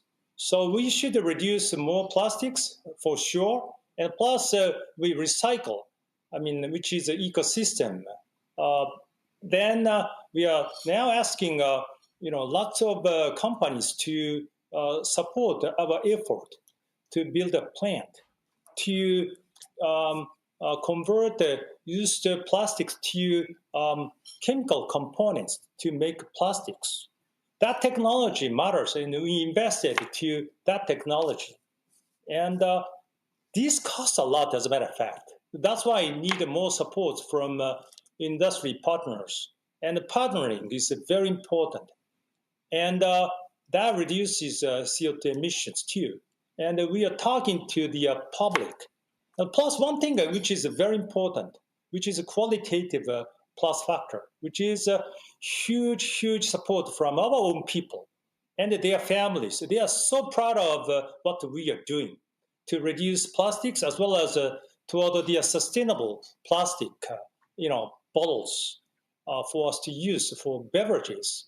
So I think technology matters first. That costs, but we can share with the industry partners. Even, we are bringing some competitors to our camp because this is not turf for us to, compete. For example, in Asia, because there are so many issues like ocean littering, lots of plastic waste. So this creates a lot of fans to our products and our company. Not only the consumers, but also families and employees. And we need a kind of standardized rules. So I think that's the discussion we have to do. How much pressure can you put on governments? So, in my household, we recycle, but I don't know what that recycling bin or trash then goes to. How much pressure do you need to put on governments, in Japan, whenever you sell your products, to make sure that they recycle your products? How much leverage can chief executives have? Well, I have leverage to invest to technology and build a plant. I would say a huge pressure from consumers, society, and that represents a voice from local governments, not only in Japan, but also Asian countries. Younger generations have a huge voice to the governments. But I think a certain level we need is the regulation in locals, from local governments. But I think we have to communicate with the civil societies and governments to discuss what kind of rules we should have and what kind of regulations we should have. But as a chief executive, I have to decide what directions we should take. But based on discussions and negotiations whatsoever with the civil societies, including NPO, NGOs, and the local governments, which represent voices of more or less the younger generations. Joey, going back to what you were saying about sharing technology, how many companies that, I don't know whether you want to kind of call them rivals or peers, but how many, are happy to share their technology with you? Like, is there an international body where all of this research and development can be shared? I think it gets dicey when you're talking about true competitors sharing technology to actually have regulatory intervention in that. I think there's a lot of collaboration that can be done, and you need to be thoughtful about where that happens in the value chain. If it's at the chemical building block stage, for the bottles and the packaging that talks using its Centauri, for us, that far upstream part of the value chain is absolutely acceptable to be shared. There's no proprietary edge that competitors gain from those materials. And when you're way up that value chain, that's where you create this value. That's why when I talk about that soul unit that we did, why did we open source that? We're not going to get an edge because we have a particular molecule replace that from petroleum to sugarcane. If we share that, the whole industry does better. We're going to do our magic to it downstream of that and make it into something that is designed well and it adds value to consumers. And that's the role of the consumer products industry. Now, upstream in the chemicals industry, that's where the innovation really needs to happen. That's where the large volumes are. Allbirds is a drop in the bucket in the footwear industry. There's 20 billion pairs made every year in the footwear industry globally. And the footwear industry is a drop in the bucket for the chemicals industry. And so there's so much capital expenditure at the chemicals level. These facilities are enormous and cost hundreds of millions of dollars or billions. And so, if you think that you can do this alone, one company can make all the change. I think you're sorely mistaken. Yet at the same time, getting governments involved in forcing collaboration I think that's a stretch. And so we tried to take it upon ourselves. We have a collaboration with Adidas, who's obviously a competitor of ours. But what we came to them with, and we said, look, I think running fast is great, and it's human performance is an aspirational element that we should all strive to be better human beings. But I think we're running the wrong race. And if we don't run the race against carbon pollution, we may not be able to run races at all. And so that element is what drove us to collaborate with Adidas. And I think that is, between that and the foam product from sugarcane, I think those are two models that can be beacons for how to think about collaboration and how to think about it without governments intervening. Great. Joey, unless we have, go Tech. Yeah, I totally agree with Joe. Joy. We set the standard with the Coke in Japan. We are number 2 in Japan, number 1 Coke, and we worked on making rules, which are very essential for us to recycle, reduce plastics in our society. We compete with each other very hard, but in this space, we worked with the Coke to have standardized the rules. There was no intervention from the central government. That was a beautiful story. And because of that, the collection rate of plastic bottles in Japan has risen around 80%. So this is industry effort together with our competitor. So I think this model can be applied to other countries together with the technology. Do you believe, Joey, and then same question for TAC, that disclosure labeling has to be mandatory? Because sometimes you just don't know what you're looking at. You think something is sustainable, but you worry about greenwashing. You're not exactly sure as a consumer, what the hell you're talking about. It's a tricky one. It's a tricky one because you can label 50 different things, and there's so many aspects of the word sustainability that matter to people, ranging from chemical disposal to carbon emissions to water treatment. In Suntory's case, water is an extremely significant sustainability issue, whereas that's much less of an issue in our industry. So what do you choose to label? What do you mandate before you have a box that's filled with all these facts? And so, my sense is that leaders in the industry, progressive leaders that know what the biggest problem that we're facing as a species are, what that problem is. Our belief is that's climate change, and hence the clear indicator of what you're doing to combat climate change in your manufacturing and supply chain is through carbon labeling. So we've chosen to do that. We hope that that's a beacon. We've seen Unilever make that pledge. We've seen Logitech and some other technology companies make that pledge. We hope a lot more in our industry do it. And it's not easy for companies with lots of products and come from a legacy background with wholesale. But I think it's going to be innovation, progressive leadership from great companies that are gonna rue the day. And that is what will change things. I don't think it's going to be mandates. Mm-hmm. I think we have the results of the poll. So let's bring it up and then let's see where people have gone with this. So I think it's A that's winning it by 71%. It is important, but there needs to be better labeling and consistent standards. And Tak, you were talking about, what you've achieved with Coca-Cola. What do you need for it to really become even more important and more industry-wide in the next 2 to 3 years? Do you think the power of the green consumer will increase as such that you'll have to do much more, otherwise you'll lose business? Yeah, that's right. We want to keep the license to operate forever. So that means we have to be progressive toward the transparency. But as Joe mentioned, we want to demonstrate what we are doing before consumers make a claim to us.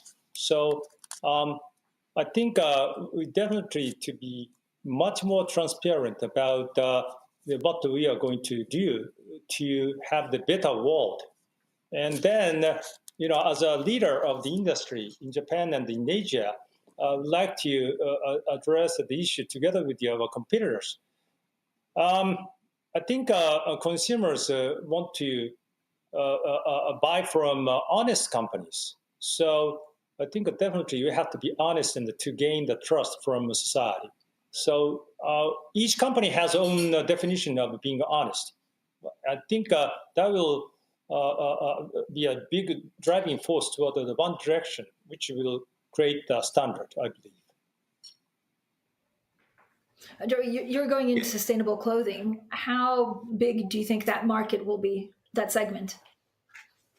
I think apparel more very, very significantly. It's a purchase where it's very expressive of your individuality. So it's a very emotional statement. When you put on a sweater, when you put on a shirt, you are saying something about yourself. And I think if you can both look good, and that's the traditional style sense of accomplishment, but also feel good from a values perspective, that you're purchasing something that is dividending something positive for the environment.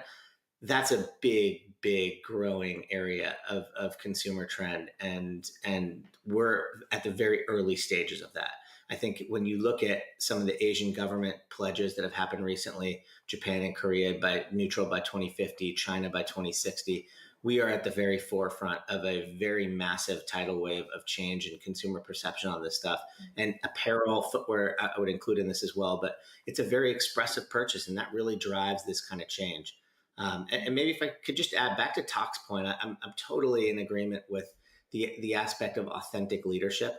And I think it's important for anyone to understand, Gen Z and millennial populations in the United States for sure, but I find this globally, tend to give brands the benefit of the doubt because they know if there's inauthentic leadership and there's statements that are untrue, they will be ferreted out by the media.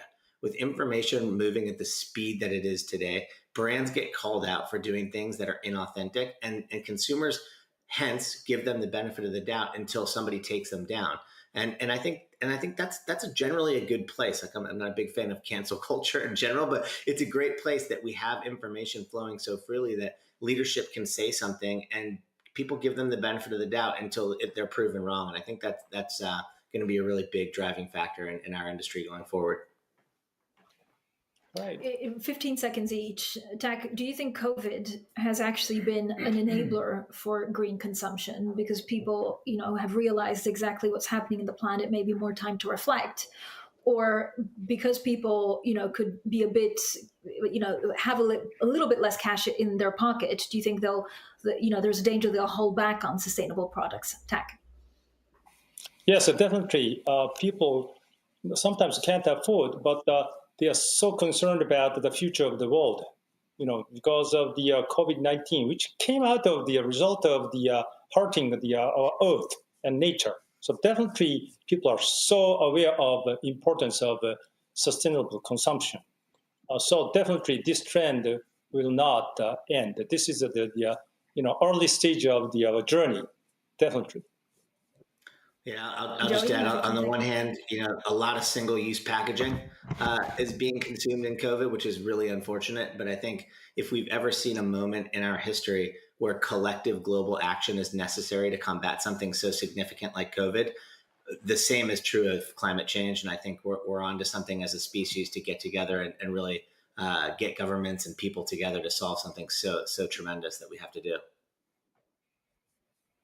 Thank you so much for a great panel. Tak and Joey there, Takeshi Niinami from Suntory Holdings and Joey Zwillinger from Allbirds. Thank you, Francine and Joey. Thank you. All right, Francine, great panel indeed. Well, today's Game Changer focus is, of course, on climate. And that will be followed by an explainer video, What is Green? As the world recovers from COVID-19, the global economy must build back better.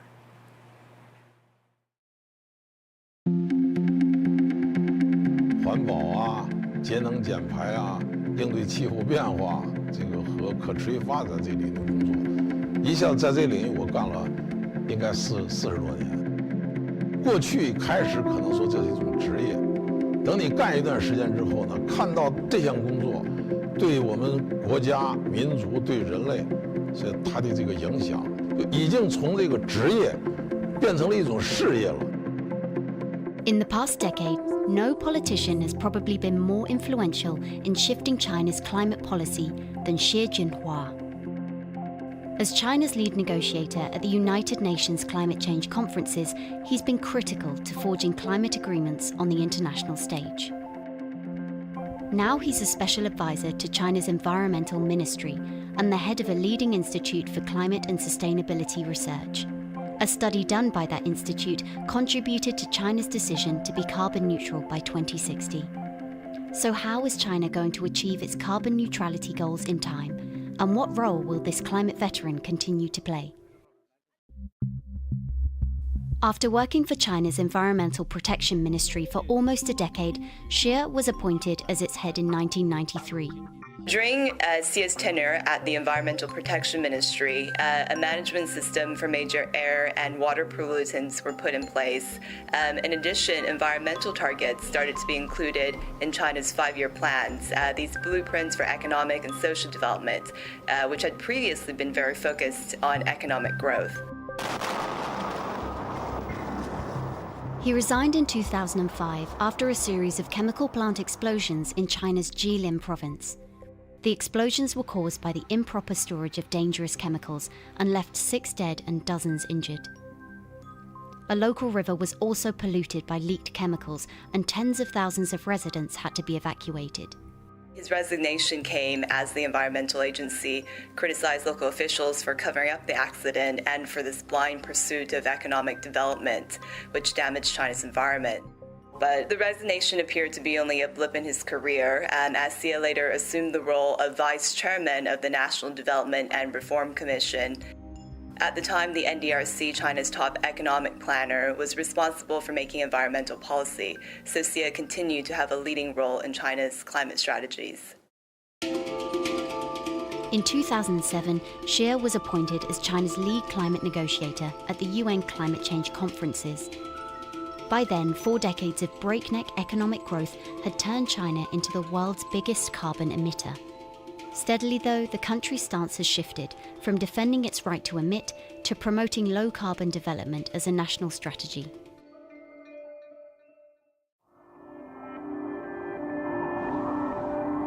What does it mean to be green? Why is it so important? Who decides what is green? Before 2015, only nation-states had benchmarks to measure greenhouse gas emissions. But after the Paris Agreement, the private sector started to get serious, increasingly defining its own impact on climate and regularly disclosing the findings. But the benchmarks were still confused and irregular. Companies and investors saw a need for standardization, and uniform benchmarks began to emerge. The oil and gas industry began to use tons of CO2 per barrel of oil equivalent. In the power industry, it was tons of CO2 per kilowatt hour. For the airlines, it was tons of CO2 per passenger kilometer. Although this helped drive investment in sustainability to an all-time high, mainstreaming carbon intensity targets is still a work in progress. And competition between companies to better measure and better perform against these benchmarks is growing. Ultimately, the world is making progress in breaking down what green is, aiming towards net zero. And as we know, anything that can be measured can be managed.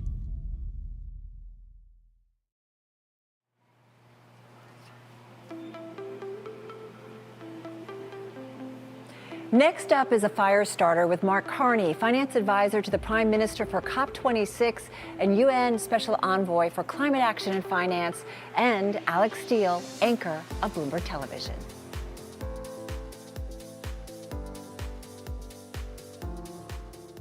Mark, there's been data that says that total required investment in the energy sector is going to be $3.5 trillion a year, and a lot of that going to, say, carbon capture to decarbonize the world.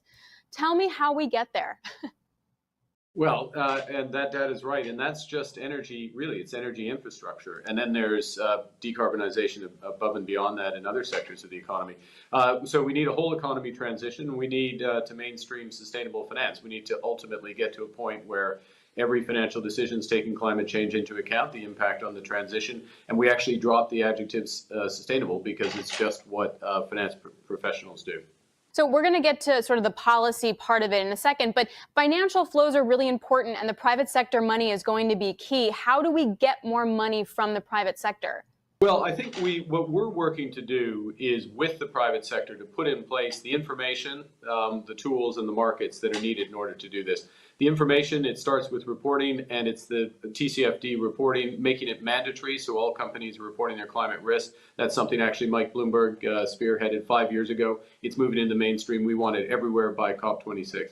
Secondly, on the risk side, we need the banks to look at the risks around the climate transition, which then flip to opportunities. On the opportunity side, it's really about looking for and at transition plans from all companies and backing those who are part of the solution and taking capital away from those who are part of the problem. That's how you mainstream. One last point, and I know we'll get to this, is it's very important to also help build those nature-based solution and carbon offset markets as well. That's a missing market, and it should be measured in the tens of billions a year. How long do we have, and how long is that going to take? How long? Well, we don't have a lot of time at the moment with the carbon budget on where we're headed. It's somewhere between 10 and 20 years, depending on how you measure it. So we need to act now, and we need to buy some time. That's part of what offsets will do for us. But also, we need to invest now. I mean, we're touch wood, we're going to be coming out of the health and economic crisis. The question is, what direction are we pointing our economies? We're going to point towards sustainable growth. Huge investment. You rightly started with that, Alex. Huge numbers for investment that's capital intensive. It's job heavy. Having that information now so companies and investors can put money to work is critical. So what role then does policy play in that? We just had an election, obviously, here in the U.S. What's the role of public policy? Yeah, so I think there's a couple roles. One, and I wouldn't understate this first bit, is set the direction. So one of the planks of President-elect Biden's platform was the U.S. is going to move to 100% clean energy and net zero by 2050. So you set the direction. Secondly, you put in place the frameworks that are necessary, that information for investors to make the decision, and you also have credible regulatory policy. So you're showing the direction of the economy. More hydrogen, zero emission vehicles, moving towards electrifying more of the economy and moving the electricity sector and generation towards renewables. All of those things send signals to investors, provide the information as well, and gets money moving. So that's what government has to start with, the objective, fill in with the framing, and then candidly get out of the way so the private sector figures out where to go. Has COVID helped or hurt that?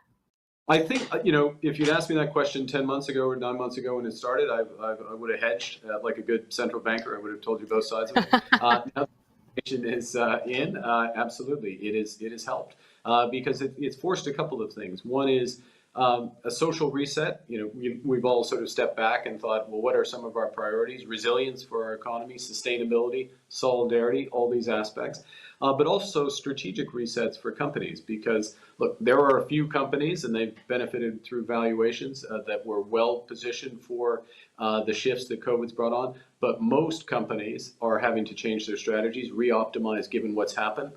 As they re-optimize, if they're in one of 126 countries now, not including the US yet, but 126 countries that have a net zero strategy, if you want to be around for the long term, you're going to have a net zero strategy. That helps because it brings forward the investment that we need to get to where we need to go.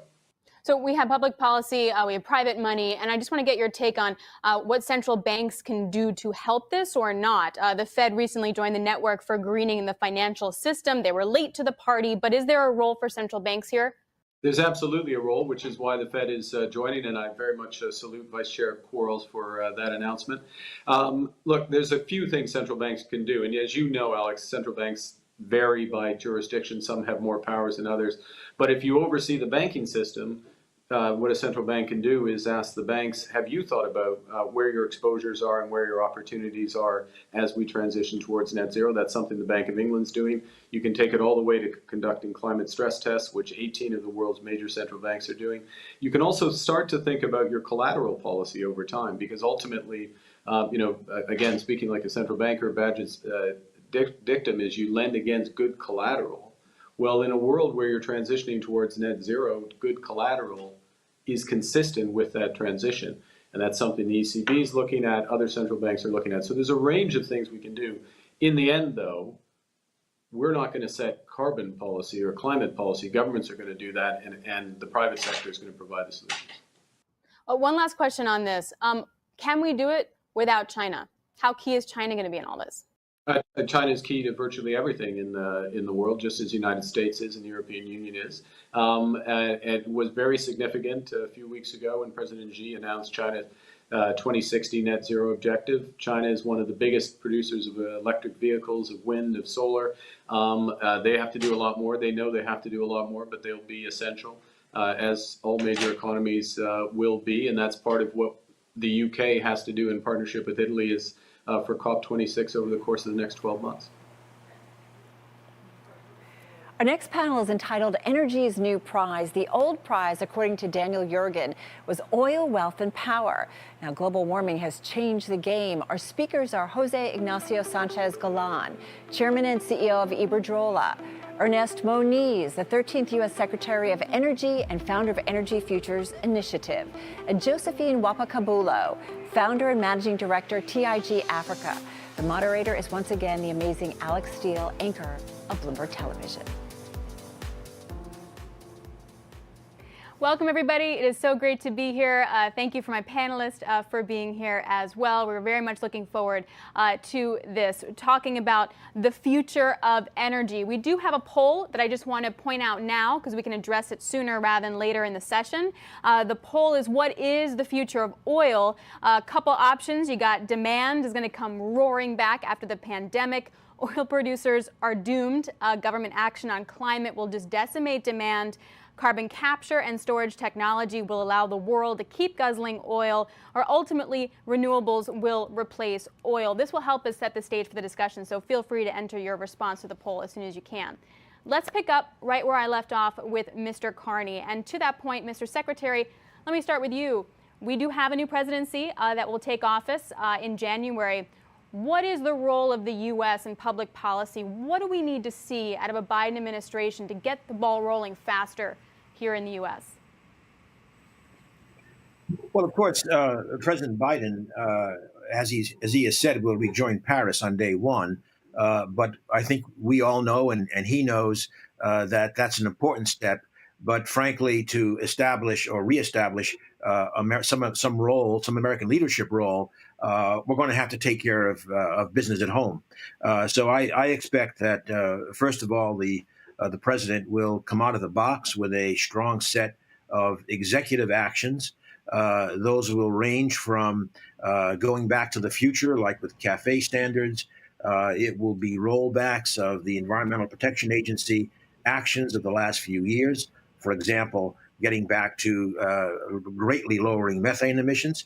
And there will be advances. For example, the issue of the financial regulatory agencies, I think, will be a big deal. The CFTC, Commodities Futures Trading Commission, published a milestone report where we will see climate risks as internalized by those agencies as something that corporations will need to do.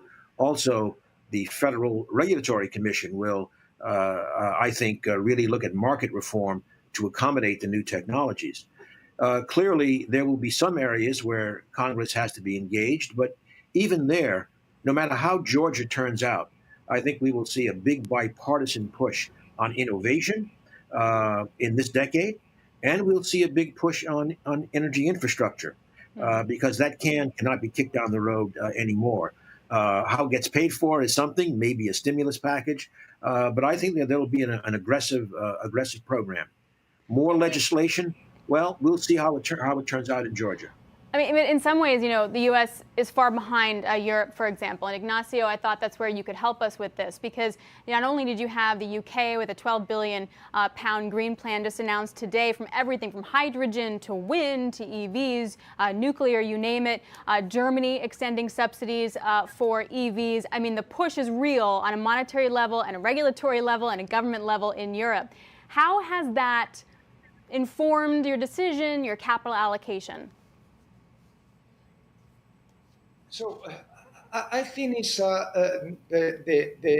I'm always optimistic person, and I think this COVID crisis is a great opportunity, as my good friend Ernest is already mentioning, for changing things.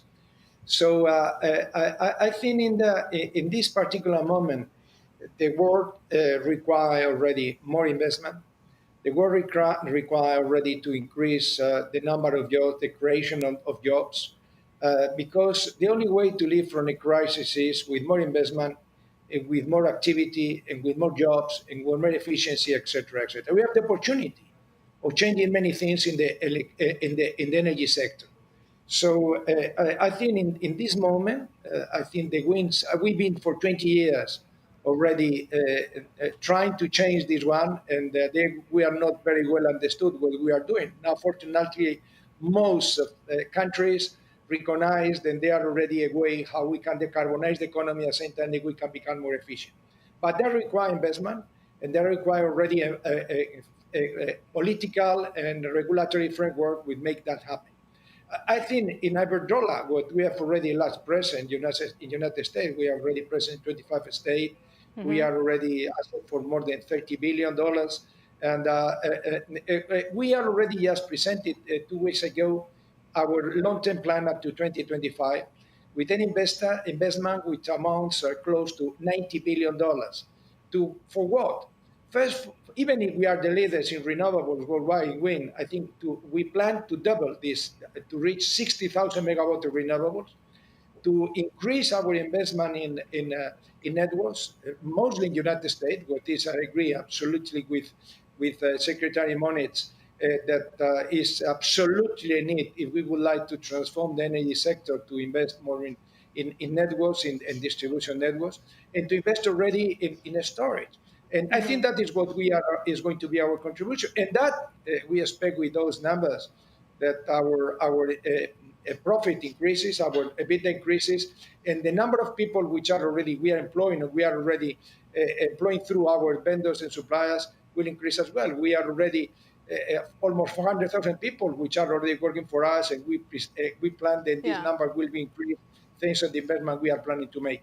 But I think this is a great opportunity. 100% agree with Secretary Moniz that in the case of the United States, FAIR has to be adapted to the new technologies. I think absolutely I agree with him that investment in energy infrastructure is key. I think it's a very limited integration between the states. The level of service and distribution networks is too low compared with other countries, and I think it's a great opportunity of investing and transforming something which is going to be better for the country. Okay, so thank you guys, by the way, for doing the poll so quickly, because then we can talk about it. So I'm going to give the results of the poll. Just remember that the question was, what's the future of oil? The majority of you say that ultimately renewables are going to replace oil by about 43%. On the flip side, you have demand coming roaring back after the pandemic at 27%. That feels like a short-term versus longer-term outlook on the energy sector. And it feels like this is all well and good, talking in the United States or in Europe as a developed nation. So, Josephine, this is where I think you can bring your unique perspective. Is it the same conversation in a developing nation like Africa?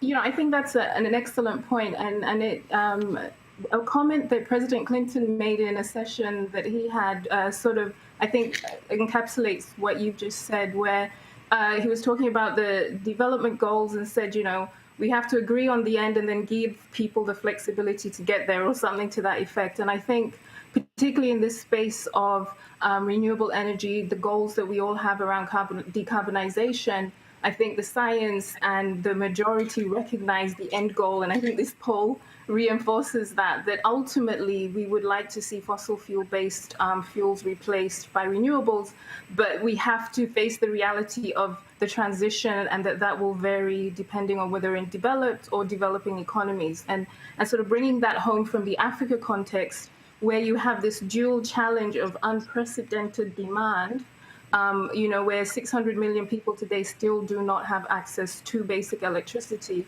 coupled with a rate of demand that's growing across sub-Saharan Africa between 3 to 6%. Ensuring that we address that, and to the point raised by Secretary Moniz and Mr. Galán, investment in infrastructure. And for sub-Saharan Africa, that's about $120 billion worth of investment just to get basic electricity access. And so the real sort of impetus, in my view, is ensuring how much of that and how we can make the majority of that be driven by renewable energy and shift away from fossil fuel in a way that meets demand but also progresses us. Yeah, and Josephine, just one more quick question on that, and I wonder how you marry the two, in that, is it like cell phones where you don't have landlines, but you just leapfrog into cell phones, so you can just leapfrog into solar because you don't have to build the infrastructure like an oil pipe, for example? Or is oil going to be key for Africa? There's a lot of oil in Africa. There's a lot of money to be made off of oil in Africa, and it's going to be cheap. Yeah, and to that point, I think, we've got to look in time periods. So I think short to medium term, and, all the studies show this, the dependence on oil and gas is going to sort of continue to be where it is and actually grow. As I said, demand is at 3 to 6% a year.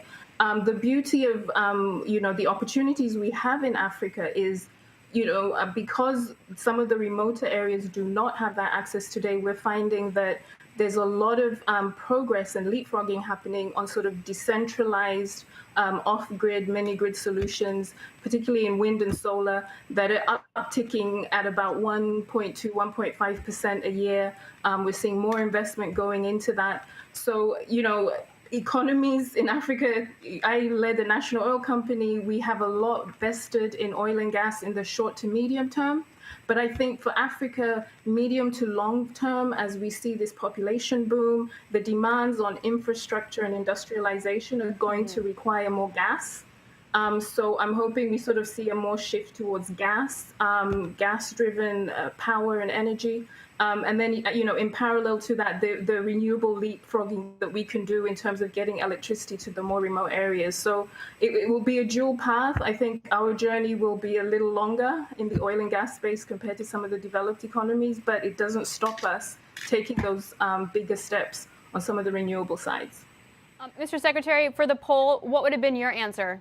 Demand's going to come roaring back, oil producers are doomed, carbon capture, storage technology is going to allow the world to keep guzzling, or renewables are going to replace oil? Alex, if you'll permit, I want to make just a comment first on what Ignacio said. Jobs. The focus on jobs is so important. I'll point out that what we have found is that in the 5 years before COVID hit, the job creation in the energy sector, this is in the United States, was double the pace of job creation in the economy as a whole. So as we come out of COVID, really investing in clean energy and the infrastructure is also a high leverage job creation opportunity, and we certainly need it. In fact, the economic hit also has propagated to Africa. To extend what Josephine said, it is an unfortunate fact that the regression of the economy because of COVID has actually led to more people in sub-Saharan Africa without access to electricity. They had gained it, and now they can't afford it. So we really need to focus on that development issue in Africa as well. Now, on the poll, we have the example, of course, of 2009, 2010, when the oil demand rebounded very, very quickly. I think here it'll be a bit more slow. Whether or not BP is correct that we've reached peak oil already or not, we will see. But certainly the idea that the oil and gas companies have to engage and, frankly, pick up the pace on their business model evolution is clear.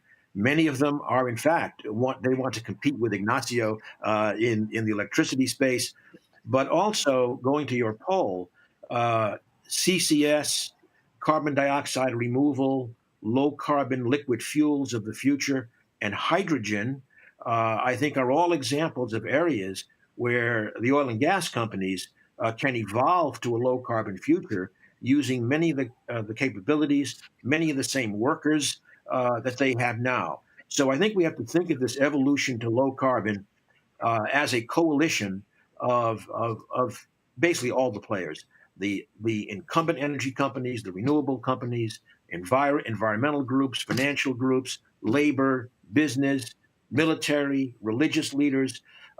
That's the hard work that we're going to have to see starting in, well, the United States, certainly starting in 2021 with a President Biden forging those coalitions so that we can move as fast as we can in the decarbonization direction.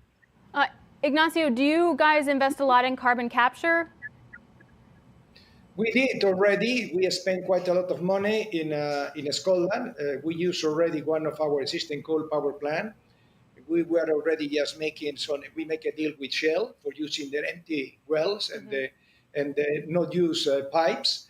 And but even though I think using these let's say obsolete resources and with our power plant, it was not already economical feasible. And I think after spending a huge amount of money, we decided to go ahead with that one. Saying that, I think your question related to the future of the oil, I'm going to say something that I was saying for the last 20 years. I think oil needs a more novel use than just burning. So oil can be used for many, many things. But I think we've been using the less novel way, just burning. So which I think is my point on that one. And the same thing what my colleague Josephine was mentioning. I think I've seen the third world countries, they have the great opportunity not to repeat the mistake we made, which is forcing ourselves to close almost 2,000 gigawatts in the next decade. Only in Iberdrola, we already closed more than 10,000 megawatts of coal and oil. So I think they can already start building new instead of building old and to be forced to close afterwards, as we have already been doing in most of our countries. So, Josephine, you have a great opportunity from scratch to make something already well done, more competitive, cleaner, more efficient, that we, unfortunately, because we have not this technology available many years ago, we've been doing another thing and we've been forced to put in our balance sheet and to make already, to force our shareholders to pay for the mistakes, let's say mistake we did in the past. No pressure, Josephine. I know, it's great. No, and I completely embrace Mr. Galán's enthusiasm on that. I think we do have a fantastic opportunity. As I said before, we just got to balance that with the realities of where we are. But to Mr. Galán's point, there's many lessons we can learn. There's many areas that we can leapfrog, particularly in the sort of decentralized electricity space. We do still have the challenges around sort of the thermal energy needs and deep mining and some of the heavier industries where I think gas will be around much longer. But even then, technology is improving. But sort of coming back to a point, you know, in the excitement around jobs that Secretary Moniz mentioned, and listening to the announcements today that, you know, Europe is taking on these big, ambitious, bold statements, which I think are fantastic. You know, from an African perspective, it makes me realize that, you know, for these new sort of newer producers that are coming into play in the sector, who have sort of heavy reliance on the revenues and the job opportunities we see coming from the oil and gas sector in the short to medium term, you know, if the technologies improve and innovation starts moving faster, we need to start preparing for a world that says maybe that timeline is not as long as we think it is, and we need to be actually investing more in the renewable space, looking at job creation, infrastructure development to ensure we don't get governments caught off guard where sort of huge projections were made around a sector that will see rapid reduction in demand just because innovation and technology is moving us faster and decisions are moving us faster than planned. So let me ask on that, because we do have a question talking about green technology. And the question is, are we putting Oh, sorry, Ignacio, I didn't hear you. Go ahead. No, I think just to add on this point that as well, Secretary Moniz mentioned, I think the investment which is necessary to make for electrifying the economy is so huge. With that room for everybody, I think it's not a question of competition between oil companies and traditional electricity companies. It's a question everybody is needed, and I think it's those oil companies which are moving in this direction. Welcome. I used to say that for years there has been our enemies. Now I'm very glad and very pleased, and they are only our competitors. So that's great. So we need to triple the investment in electricity if we would like already to deliver what has been already committed for a reduction of emission and for increasing the efficiency. Welcome on that one. It's a great opportunity, and as soon as they move in this direction, as Secretary Moniz mentioned, it's better. So, what are we Alex, yes, please. May I add to that? Less I talk, the better. Just to say that to reinforce what was just said, 2 days ago we released a report looking at the future of New England, which of course is not an energy resource rich area. And just to emphasize, what we found was we're going to need to double the electricity load by 2050. It's going to have substantial electrification of heating of buildings. We have a cold area here, especially in Maine, and the transportation. And Ignacio loves the idea that we will need about 22 gigawatts in our baseline scenario of offshore wind. So it's really going to be a huge build out with lots and lots of opportunity. Also, if I may go back to Josephine's point, I certainly want to agree on the importance of some of the distributed electricity. But we have to remember as well that in sub-Saharan Africa, like everywhere, there is a major urbanization push, tremendous electricity needs. And what we find in another panel that I chair on energy access, on ending energy poverty, that's with the Rockefeller Foundation and the African Development Bank. What we find is actually the weakest link in the electricity supply system in sub-Saharan Africa is actually the distribution level. And there we need a flexible framework to accommodate both centralized and distributed electricity to meet both the urban and the more rural important needs. Josephine, I think, Secretary, I'm very glad we're just saying about electricity distribution networks, because you remember a few years ago, one magazine was publishing that the distribution is something like death spiral. So it was already saying that there are no future for networks, there are no future for distribution. So thank you very much for this journal, because when the people who are selling their asset, we are buying the distribution asset, and we are already invested in asset in distribution assets. I absolutely agree. The world is becoming more and more urban, and urban, I think, is not possible to make already such a distributed electricity. So it's good to use these distributed resources for remote areas. I think you know that we have in Brazil a program which was called Luz para Todos, electricity for everybody. And I think in some cases we were forced to make already long lines for supplying to remote areas. Now we can already provide this service in more efficient manner, more cheap manner. But saying that, I think the investment required in the reinforcing the grid, if we would like to make, as you mentioned, Secretary, cooling and heating already electrified, using pumped heating instead of boilers, and already to secure already every time more and more depending of the telecoms for our day-to-day work and our day-to-day life, we need already very reliable electricity supply. And the only reliability in that one is a very, very strong, very reliable grid, and for that is needed more and more investment. But Josephine, that costs a lot of money, and I wonder, who's going to pay? I mean, developed nations are talking about that now, and we're fighting over how much we're going to pay, and Africa has a lot worse. Yeah, and to, that just reinforces the distribution challenge. One of the biggest issues around distribution is cost, land access, among other things. And I think because of that, if I just stay on the distribution point just briefly before I come to payment, we're finding because of the delay and the challenges around distribution, this decentralized approach is kind of how we can move faster. But I totally agree, we need a way to settle the distribution issue. And coming back to your point on cost, as I mentioned before, 120 billion just to, get the estimates were around the 600 million. To Secretary Moniz's point, there's even more who've lost that access during COVID. That is not going to be something that the governments across Africa are going to be able to carry themselves, particularly in light of sort of increased debt that has arisen out of this COVID crisis. We're going to need the sort of international agencies. We're going to need support with regional bodies internationally. We're going to need to drive the PPP, private-public partnership space a lot more. So the collective needs to come together so that, we're all addressing this energy space from a financing level. So we have some questions from the audience, guys, and I just want to get to them.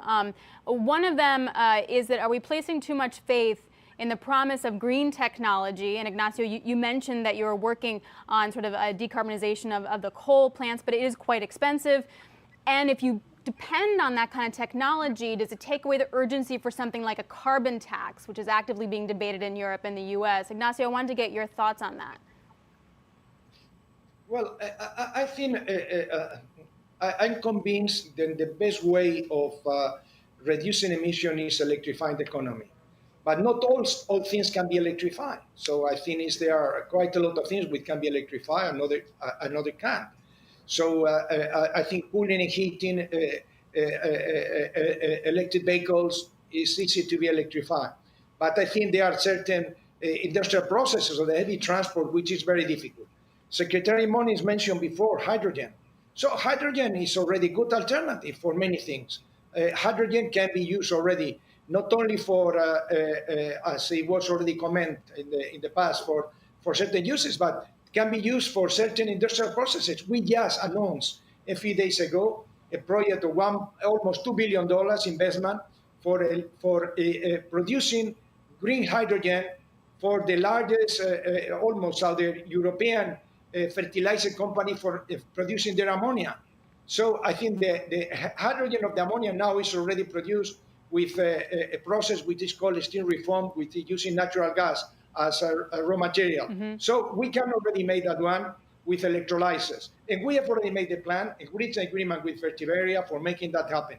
So that gave already that same thing can be done for certain heavy transport, for vessels, or for trains in the areas where the railway is not electrified. So, and same thing we can already be used for another industrial processes, which I know they are working on that one, which is, for instance, the production of steel, for using hydrogen instead of coal for reduction of the oxide. So there are areas with the steel using electricity coming from renewable resources, renewable sources, can already diminish drastically the level of emission, which allow ourselves not to be forced to continue burning fossil fuels and to look for alternatives of the storage. I think, in my opinion, excuse me to be so straightforward, the problem is not solved underground the problem. The problem has to be solved. The problem is not solved putting the problem under the ground. So, and that is more carbon sequestration. I know that there are other process, chemical process, which are the way for solving this thing. But I think what we worked, and that was our analysis, what we tried to make in Scotland was to take the problem, the carbon emission, and to put underground. Yeah. So, which I think in 150 years, the problem remain there.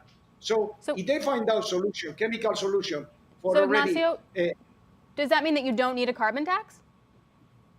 Sorry? Does that mean that you don't need a carbon tax? Well, I think the carbon tax, I think is a good way for switching. The carbon tax, or what we are in Europe, the ETS, the emission trading scheme. So that's good for helping to switch from one technology to another one in order that when we have to take a decision, so a financial decision, an investment decision, we have to make a choice if it's better to pay some variable cost for the carbon, or it's better to make investment which we will avoid this carbon emission. So that's good. I think in Europe it's working. I think it's helping to reduction of emission in a very important manner. So almost in the industry, European industry has not been heavily affected because of this carbon cost. There are certain sectors which are already giving certain allowance in the initial time to the moment the technology is already updated. But I think it works. I think the best thing for taking a decision is to put the price. If you put the price, you take the decision in one direction or the one. You are free to decide what is the best way for you. Could I just add? Could I just reinforce? I think a very important point that Ignacio brought forward, and that is that while we all expect significant electrification, but as he said, I'll just rephrase it. I believe we will also need some form of fuel. Now, that fuel could be hydrogen. That's what I'm most bullish on. There could be other alternatives, but fundamentally, some form of fuel which can serve as a long duration storage medium. It can have the applications across many sectors, like natural gas does today, kind of a natural evolution. So I think that's very, very important. But secondly, and this may be more controversial, although I think it's kind of straightforward, is I believe net zero and eventually net negative are the right goals. But I think to get there, we have to face up to the issue of negative carbon technologies, carbon dioxide removal from the atmosphere through multiple channels is going to be essential. We're not going to drive the emissions all the way to zero. We've got to get close. And then I think take the carbon dioxide out of the atmosphere, perhaps out of the upper oceans, in order to get to net zero and eventually net negative. So it's pretty broad. On the carbon tax, carbon pricing, I think in the long term, directly or indirectly, we will have to price carbon, especially to move not the electricity sector so much, but to move those hard to decarbonize sectors like industry, for example, like agriculture. It's not carbon, but other greenhouse gases. We will need, I think, a frankly substantial carbon price to move those sectors also to the net zero direction. So we have a question also that I want to highlight here, and it kind of dovetails with what you're talking about. It says, are you concerned that gas is becoming the new coal? Gas has been a transition fuel for a couple decades now. How long do we expect the transition to be? And somewhere along the line, I'll add, is gas got caught up in the dirty story in some capacity, particularly as it related to fracking. Mr. Secretary, I just wanted to get your take on that. And Josephine, maybe you can comment after. Well, I think you've said it in effect well. If I ask the question, is gas part of the problem or part of the solution? The answer is yes. In the United States, it has been by displacing coal, it has been the biggest contributor to carbon emissions reductions. However, as we go forward and get to lower carbon, then the emissions clearly become too high. The way I see it is what we will see is the need, and this came out in our New England study that I mentioned earlier, we will see the need to maintain substantial gas capacity, even though the usage will be getting lower and lower. It's there as part of in effect, the backup system. Like, for example, electrifying heating is great. Ignacio mentioned, let's say, air-sourced heat pumps. But when you get that polar vortex in New England, we're probably going to need to bring in the cavalry. But at the same time, I think we can be developing, for example, that hydrogen infrastructure transition. Already you are seeing GE and Mitsubishi and Siemens putting out into the market turbines that can go up to 30% hydrogen and eventually 100% hydrogen on the electricity side. Ignacio mentioned hydrogen can be used in the steel production. So it can be used in transportation, especially in heavier vehicles. So I think there's a transition that we can see here, going from where we are today, where we have done some carbon reduction, but we're getting behind the 8 ball, that's for sure, all the way to net zero by mid-century. Absolutely agree. Absolutely, you are saying.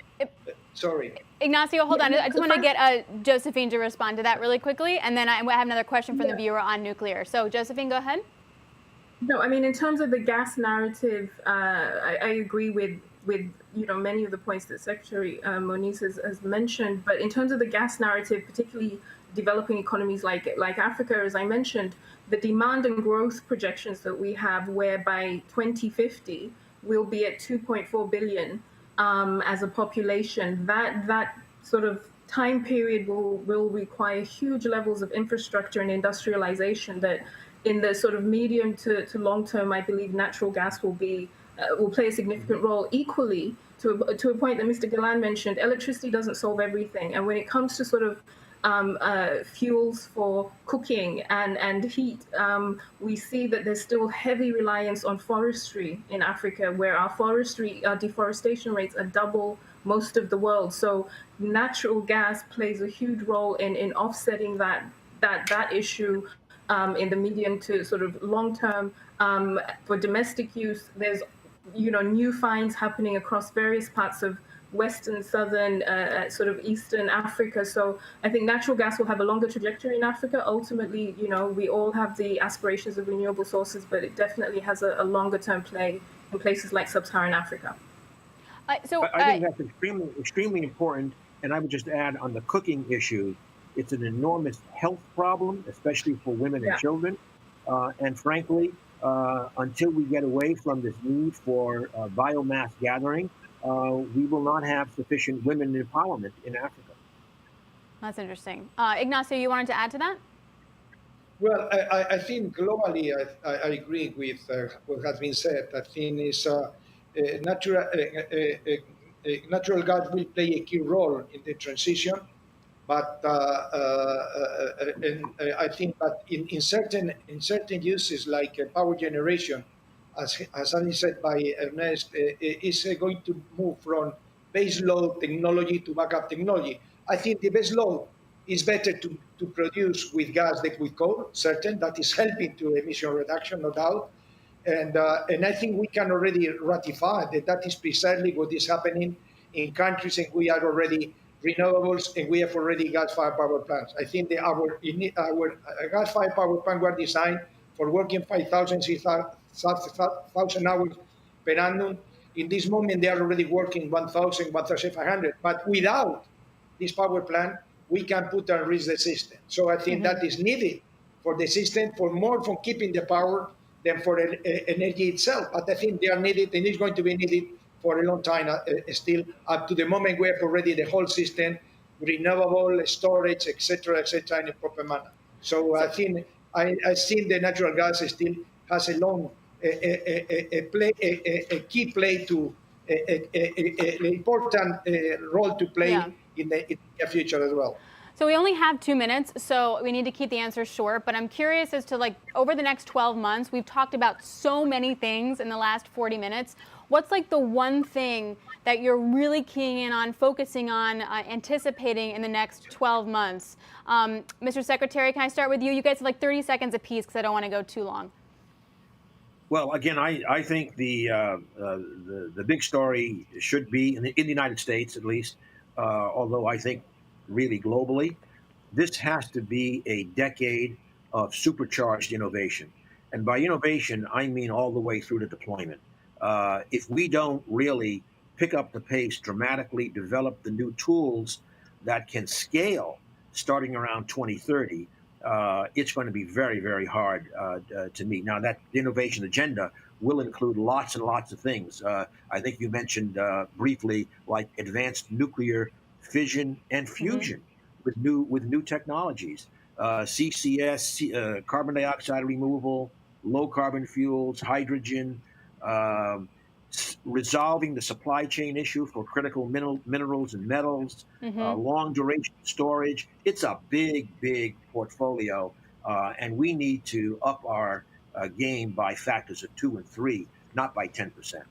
Josephine, what about you?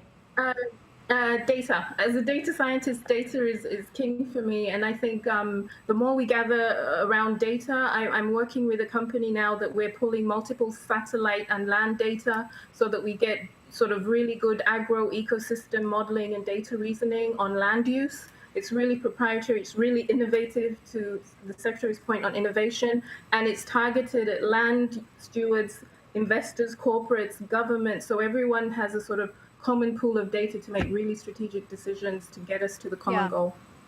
Ignacio, you got like 10 seconds. Make it tight. One thing. Well, limiting the impact of the COVID and do everything to put in our hands to contribute to an effective economy recovery, a continued decrease in emission to fight climate change. And for that, we have already approved a plan of $90 billion in the next 5 years to helping to this economy recovery and this fighting against climate change. Guys, it was so great to talk to you. I feel like we dissected a lot here. Mr. Secretary, Ignacio, and Josephine, thank you very much. Thank you. Thank you. All right, Alex, thank you so much. And certainly a lot of work still to be done. Well, pressure on corporations to go green is coming from institutions that hold the purse strings. Our next panel is investing in net zero. The moderator is Nathaniel Bullard, Chief Content Officer of Bloomberg New Energy Finance.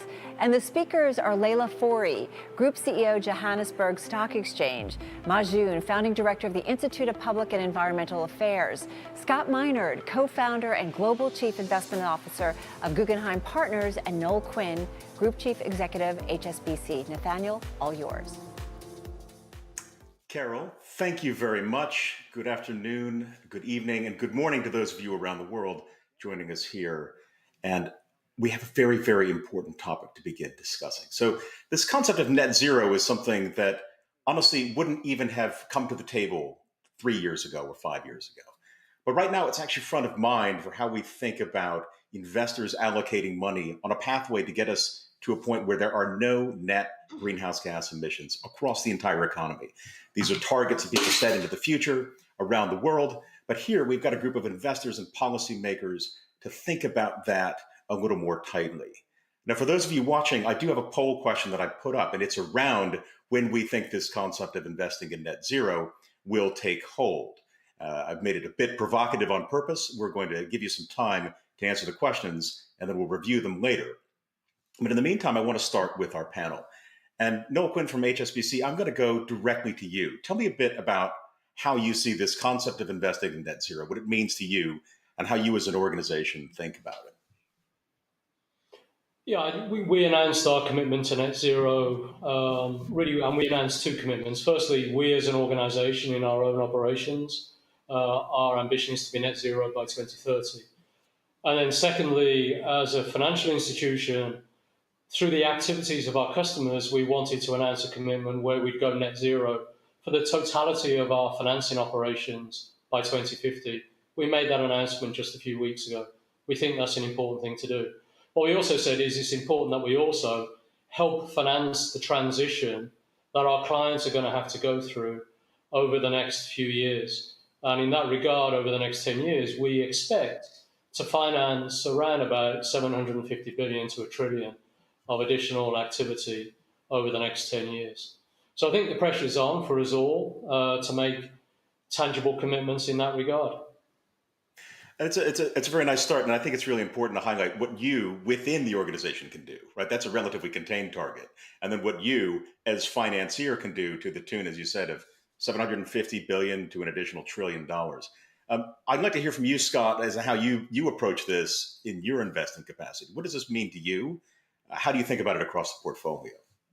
Sure, Nat. One of the things that at this stage I find interesting is there's no uniform definition of what net zero is. I mean, are we really committed to net zero emissions overall, or are we looking for every industry to get to zero? Because I think the technology probably is going to take a while to catch up. But the number one concern I have is that very little time is being spent on trying to set economic incentives. Until the private sector has economic incentives to get there, The reality is that everybody will continue to act in what they think is their best interest. And right now, a great organization like HSBC, who's made a huge commitment and is way ahead of the curve, can be negatively impacted if they move too aggressively when other people decide they're going to take advantage of the fact that HSBC has changed their policies. So do you think that this is something that needs harmonization, like in a way that we bring more groups together to sort of set targets? Is this a policymaker's question? Like, who's going to be the prime mover on making this come together in a way that's beneficial for everyone?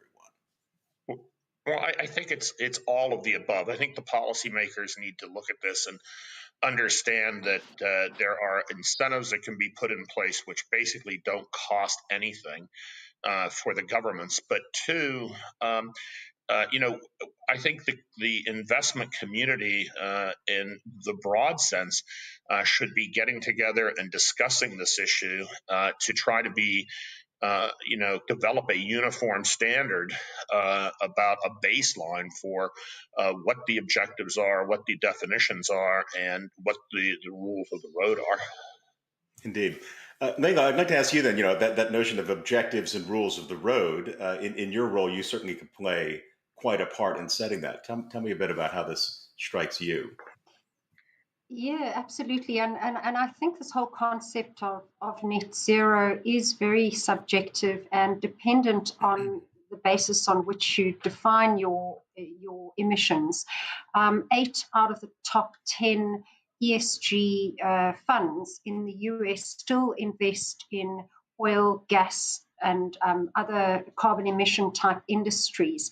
And so I see my role as an exchange, or our role as an exchange, is leveraging our convening power and engaging across the ecosystem of the financial services markets and on a global basis, harmonize and to standardize measurement techniques and quantification of carbon emissions and all sustainability measures for that matter.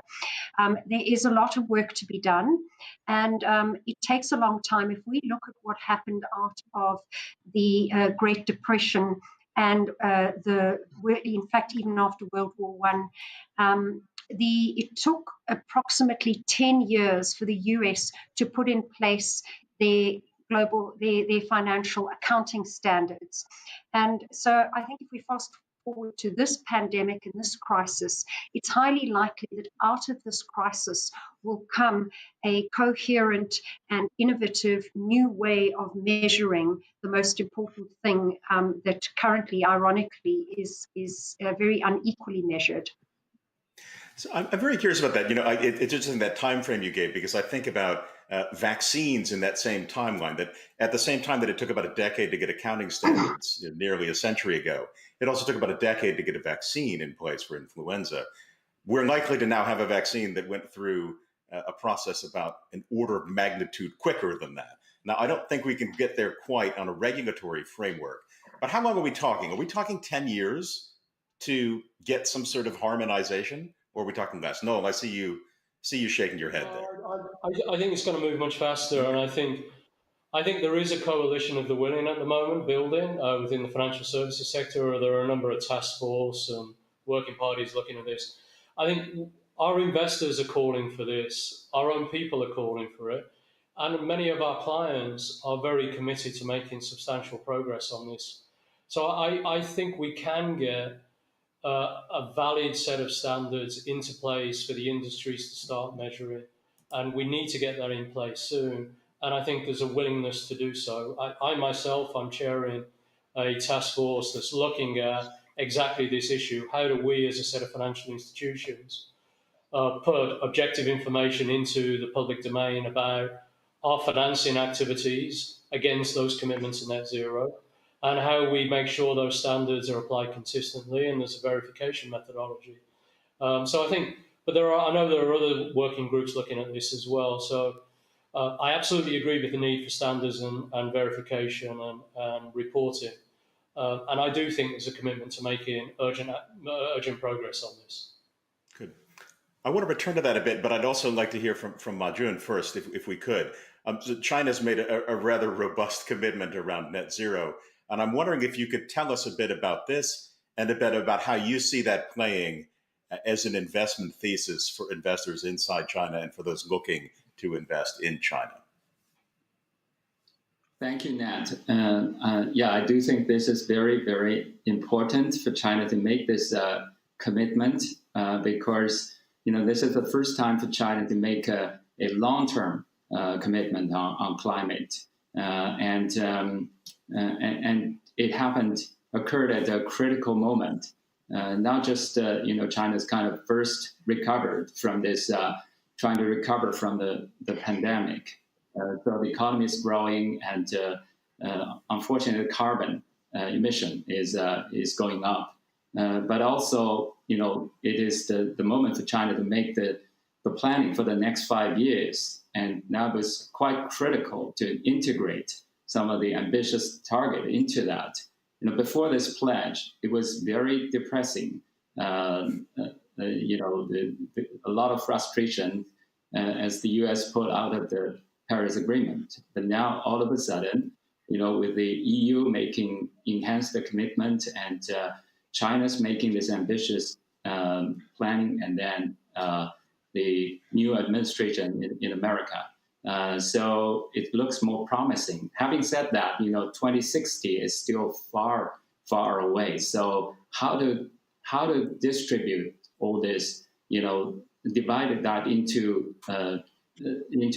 near-term and mid-term target, and then distribute that to the regions and to the target, to the industries. We are working on that as a group, working on data. We're creating new mapping and database to make that happen. Thank you for that. And I think it's very important to note that 2060 is both an incredibly ambitious and very important timeline, but it's also quite far away. I mean, that's multiple business cycles away. So how, and I'll ask you first and then others, how do you split that up into something that people are investing in meaningfully right now? So how is China making the approach to say, well, there's 2060 and then there's 2025? Like, how do you think about that? Yeah, that's correct. I mean, first, the first major milestone will be the peaking of our carbon emission, because at this moment, our carbon emission has already been over 10 billion tons last year, and it's still growing. It's picked up again, and so how could China need to pick and pick first? So the commitment now is to pick before, by 2030. So if we can pick earlier, the earlier the better. Bend the curve sooner, the better. So 2025, it's quite crucial. The next 5 years is quite crucial. So we have just developed a carbon map, including a carbon peak mapping that showcase, which provinces and cities have already made commitment for the peaking of the carbon emission, and what's the trend line looks like, whether it's promising or it's going to be very challenging, and then try to also figure out the major emitters, the coal power, iron, steel, cement, and all these major ones. How much they measure and disclose their reporting their data. So try to put all this on the digital map for the investors to use. So far, we're tracking more than 8 million companies in China. We managed to get a lot more data, but on the carbon side, it's still limited. So this is the crucial first step. You're just tracking 8 million companies, you say. That's really quite extraordinary. But I think this is important now to kick back to our investors here. I mean, Scott, 2060 is really, that's multiple business cycles out. But surely you see some signals now that give you an indication of how to allocate assets. Something that makes you say, we're going to pursue this, we're going to perhaps pull a bit back from that. Sure, yeah. Well, by 2060, I'll be thinking about retirement. But, in terms of, how we're looking at this, the the approach I think we are trying to take is one that focuses on, I'll call it the substance of the matter, rather than the individual acts of companies or corporations. And let me give you an example. Data centers right now absorb approximately 20% of all the electricity being generated in the world. The people who are providing it, utilities which are using oil-fired plants, petroleum companies that are generating and creating the oil, those are often characterized as the villains. The reality is, who is the villain in this story? Are we supposed to punish those people by blacklining industries and blacklining companies as investors? Or, should we be blacklining the people who are just indiscriminately increasing the demand for carbon production?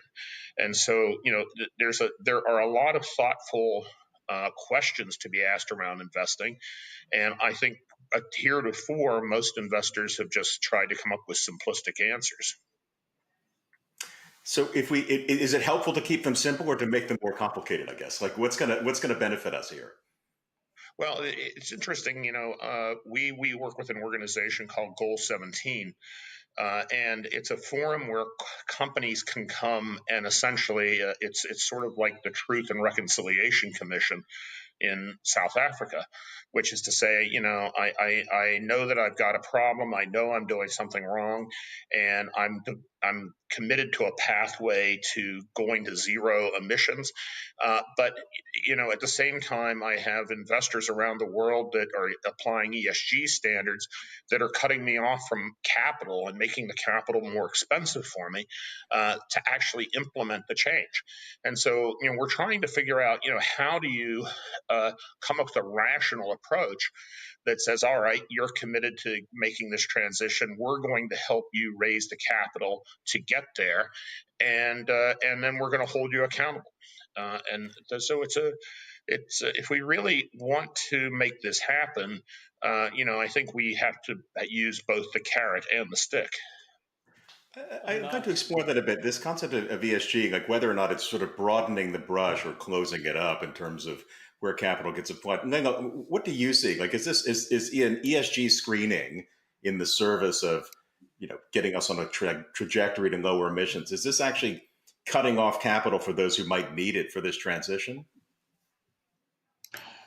I think it depends on the context. Divestment or cutting off capital, particularly in those fuel-related stocks and bonds, can have a dislocating effect and cause a shock to the system.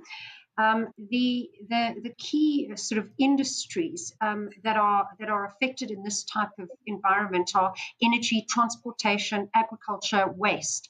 And I think the most important cross-cutting industry is energy. And the unfortunate reality with that is that in many, especially emerging markets, energy is an enormous employer of staff. And so by resolving a climate crisis, you're creating potentially a social crisis. So these sorts of activities need to take a systematic approach and a planned approach.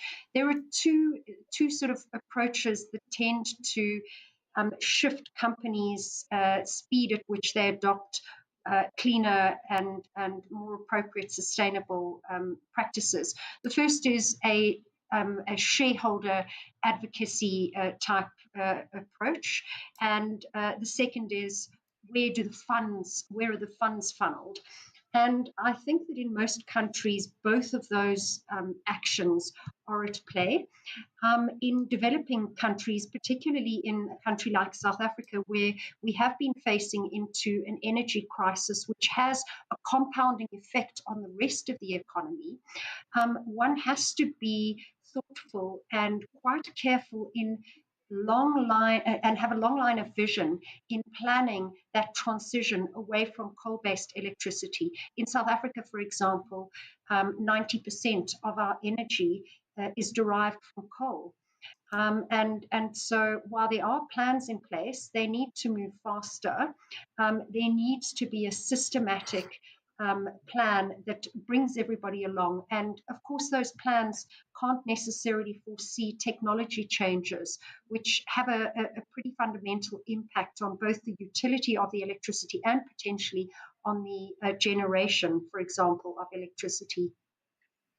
Thank you. And you nicely set up something that I want us to get into, which is this notion of technology and technology change. So, Noel, I'd like to ask you, if, as an investor in funding a lot of actual physical assets, like, what's the state of technology right now? Like, where along a net zero path does investment look most promising, and what are the things that are looking less so?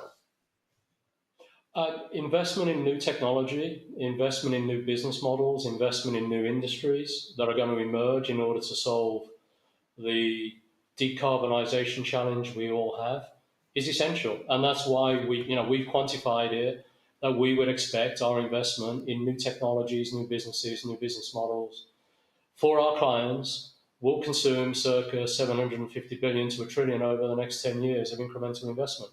I agree wholeheartedly with what Scott said earlier.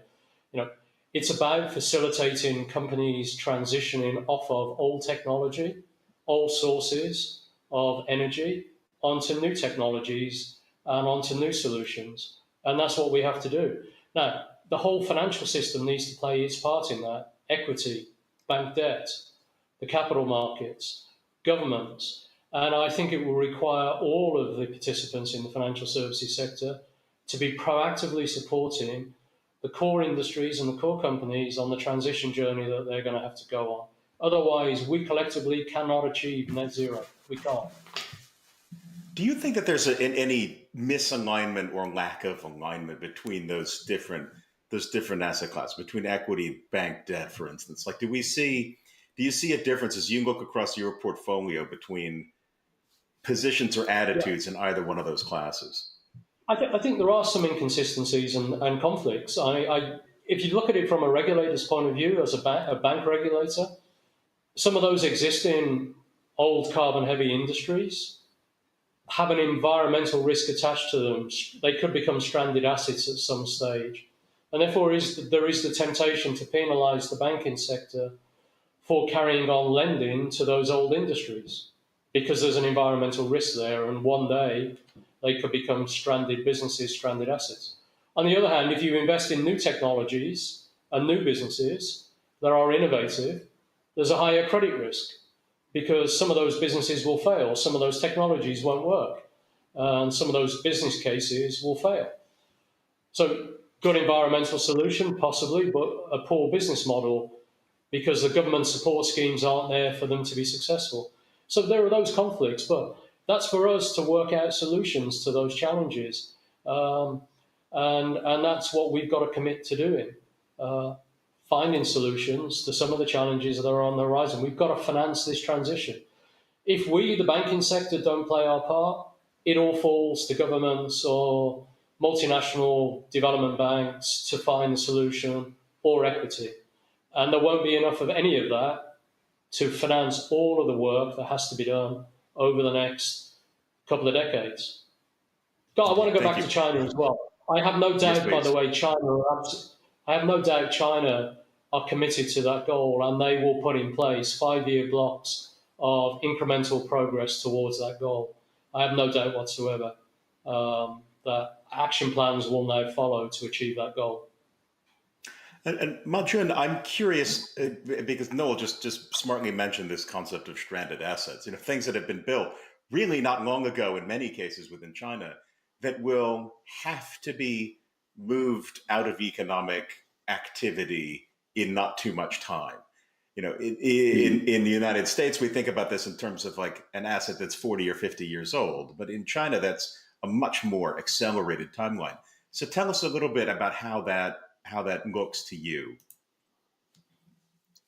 Yeah, as said, it is quite concerning that a new coal power plants and other energy and carbon-intensive industries still being planned, and some of them are still under construction. So with this new commitment, I think that the banks, financial institutions in China also started paying closer attention to that. So I think that is very helpful. The past weekend, I've been invited into two forums. One on climate friendly banking, and the other one on the ESG of ESG standards of the listed companies. So you can see that it has created a new dynamic. We have been helping, as I said, tracking millions of factories, and based on the big data, every day 3 million pieces of emission data into our system. Based on this data, we developed a dynamic environmental credit assessment tool, and this has been widely used by some of the largest brands in tracking their supply chain in China. Started with local emission, but now extended to the scope 3 or supply chain carbon footprint, which usually account for sometimes 60 or 70% of their total carbon footprint. And now some of the leadership, some of the pioneering brands have already set their, drive their suppliers in China, major suppliers, not just to measure and report, but also set long-term emission reduction targets. Chinese companies are significantly, backward, on that. So among the top 50 brands of our supply chain climate index assessment, only 2 Chinese brands are on the top 50, Huawei and Lenovo. The others are all not on the list. And also, but promisingly, very positively, during the pandemic, we've been helped with one of the largest banks in China to run through 70,000 of companies who want to borrow money from it, based on the big data. And so they drive them not just to resolve those violation records of local emission problem, but also drive some of them to use our carbon calculator we developed and to report, measure and report their carbon footprint. I hope that will be, that's also a very good step forward. Certainly so. So I believe that we've got poll question responses ready to go, and we'll pull those up in a moment here. But you highlighted something that I think is important to work across the panel here, which is what the role of civil society is here. And I'm very curious, and Leila, I'd like to start with you. How much you see as sort of civil society play a weight here? Like, how much do you have pressure on you to act, not just coming from investors, but coming from everybody else that can be considered a stakeholder? Yeah, I think the stakeholders, the civil society need to play its role. If we want to have a more sort of balanced, society with the government, the corporations, and the public, civil society can play a pivotal role in that. And we started from, our group was set up in 2006, by compiling all this data and drive change. At the beginning, not much data, very difficult to, a lot of pressure coming. But China, changed course, changed its policy, and now we have a lot bigger space. Environment is the single area with the largest, widest social consensus in China. So in some way, we're quite lucky. And so far, more than 16,000 factories, companies have engaged with us. At the beginning, some of them were not very happy, but now, our data has been increasingly taken as some sort of a service to them, because it's helped them to identify the problems and become equal partners with this equal access to data. So I think this is, in China, the civil society now can play a bigger role, especially on the environmental side, climate side. Thank you. And Leila, I'd be interested to get your perspective on the same. Yeah, I do think a very important factor to consider is the green consumer. And the green consumer will influence both the actions of shareholder activists and of divestment advocates. And there was a study done by MSCI, and they argue that 87% of millennials who are aged between 24 and 39 and are high net worth make their ESG, their investment decisions based on ESG track records. And it's important to recognize that this demographic is now an active investor. And 73%, according to the same study, of millennials believe that climate change is personally very important to them. So this comes through in not only the consumer investor, but also in the staff that green companies are able to attract, and particularly millennials, who are now constituting a very large component of the resource pool, choose to work for companies with whom their value system resonates. And green companies and sustainable companies are a vital part of that value system. So corporates are not only going to be able to attract better and higher qualified and more qualified staff, but their consumers are also going to support them by voting with their feet. Certainly. Scott, I'm curious to see what you think about that, the sort of millennial impact and people and staff and potentially investors as well voting with their feet. Sure. Well, I think it's interesting, all the people who are here today, we may have some overlap, but we have divergent stakeholders in this game.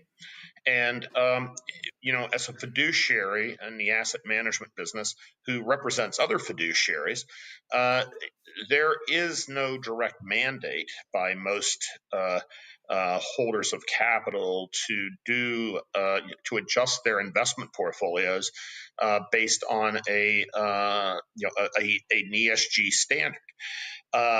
And part of the reason for this is that when you look at pension funds around the world, you look at insurance companies around the world, they're being faced with a crisis of inadequate returns to fulfill the commitments that they have made to their stakeholders. That is, a pension fund assumption and return, maybe it's 6 or 7% a year.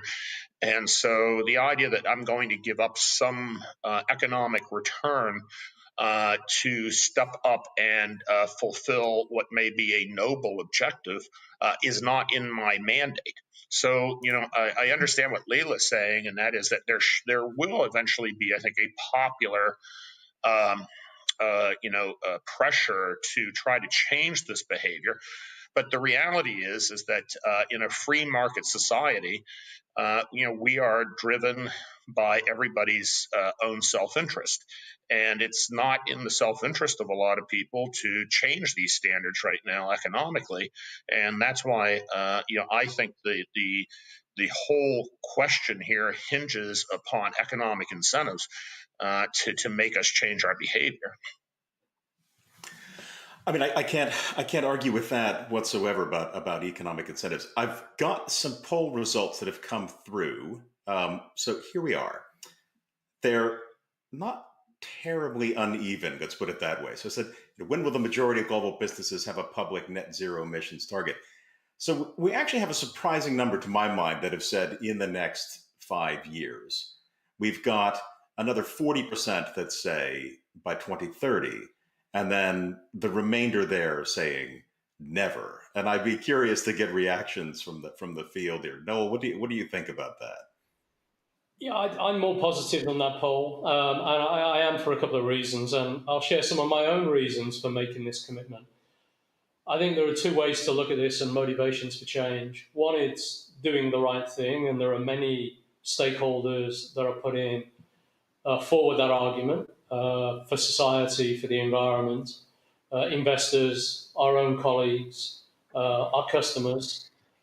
But there's also, for me, a commercial imperative. I see this as a significant commercial opportunity. As an organization, we've been here for 155 years. HSBC has seen many transitions in industry and businesses over that 155 years. Not me personally, although at times it feels like it. But I do anticipate significant change in the industrial landscape over the next 10 to 20 years because of the environmental agenda. And I see it as an opportunity in all facets of our business, whether it's corporate banking, investment banking, capital market activity, asset management, personal wealth management for our personal customers. I see it as an opportunity. So I also think motivators for change will be peer pressure. Companies in industries will see peers of them making commitments and attracting strong advocacy from their investors and their stakeholders. And I also think there'll be supply chain pressure. There'll be supply chain pressure. Large corporates will put pressure on their supply chain to make a commitment. So I'm more optimistic. I'm glad to hear that. Leila, are you on trend with that poll, above, below? What do you think?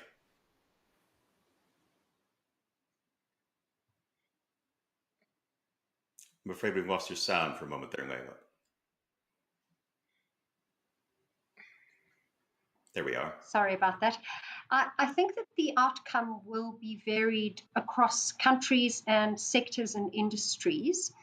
Those longer dated, highly capital investing industries like energy, electricity generation might take a bit longer to implement.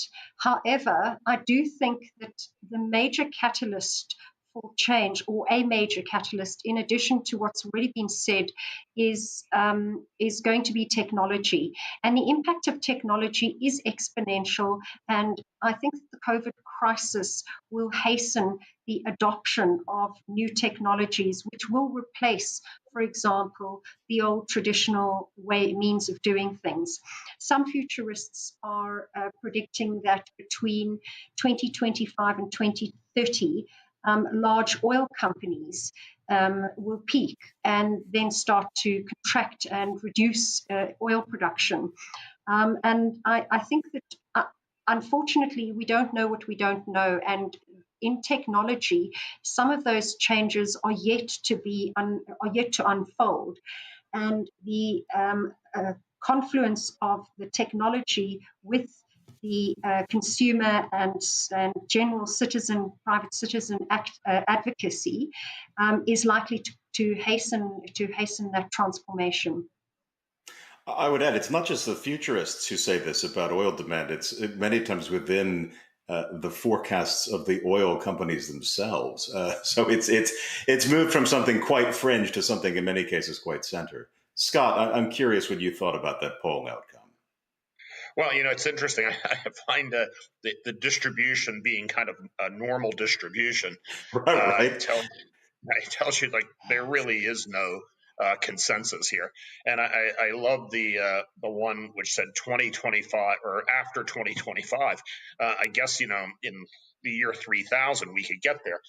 But, right. I think the real, one of the issues in that we haven't really touched much on is in the area of infrastructure. We need a lot of infrastructure to bring about these changes, whether it's cogeneration, transmission. I could go on. We don't have the time for it. But, I think that policymakers and us as the private sector should be highly focused on supporting the development of infrastructure. Indeed so. So I've got actually a question here that I think is going to be a great one for us to look at as we approach the end. And that is, which large country do you think will reach net zero first and why? And I'm going to go, Leila, to you first. Wow. I think it's difficult to, I don't think that one country will necessarily, I don't think that that's the right way to look at it. I think it'll be industries that are spread across countries. I think it's highly unlikely that one specific country. That said, possibly the Nordic countries are likely to make good progress. Those countries that are less dependent on high industry and who are small and nimble and able quickly to adapt and change. Very good. Scott, what do you think? Well, the data seems to support my view, which is I'm optimistic it's the United States. Carbon emissions are declining in our country, and I think with the new administration, there'll be more incentives to accelerate that. Certainly. Noel, what say you?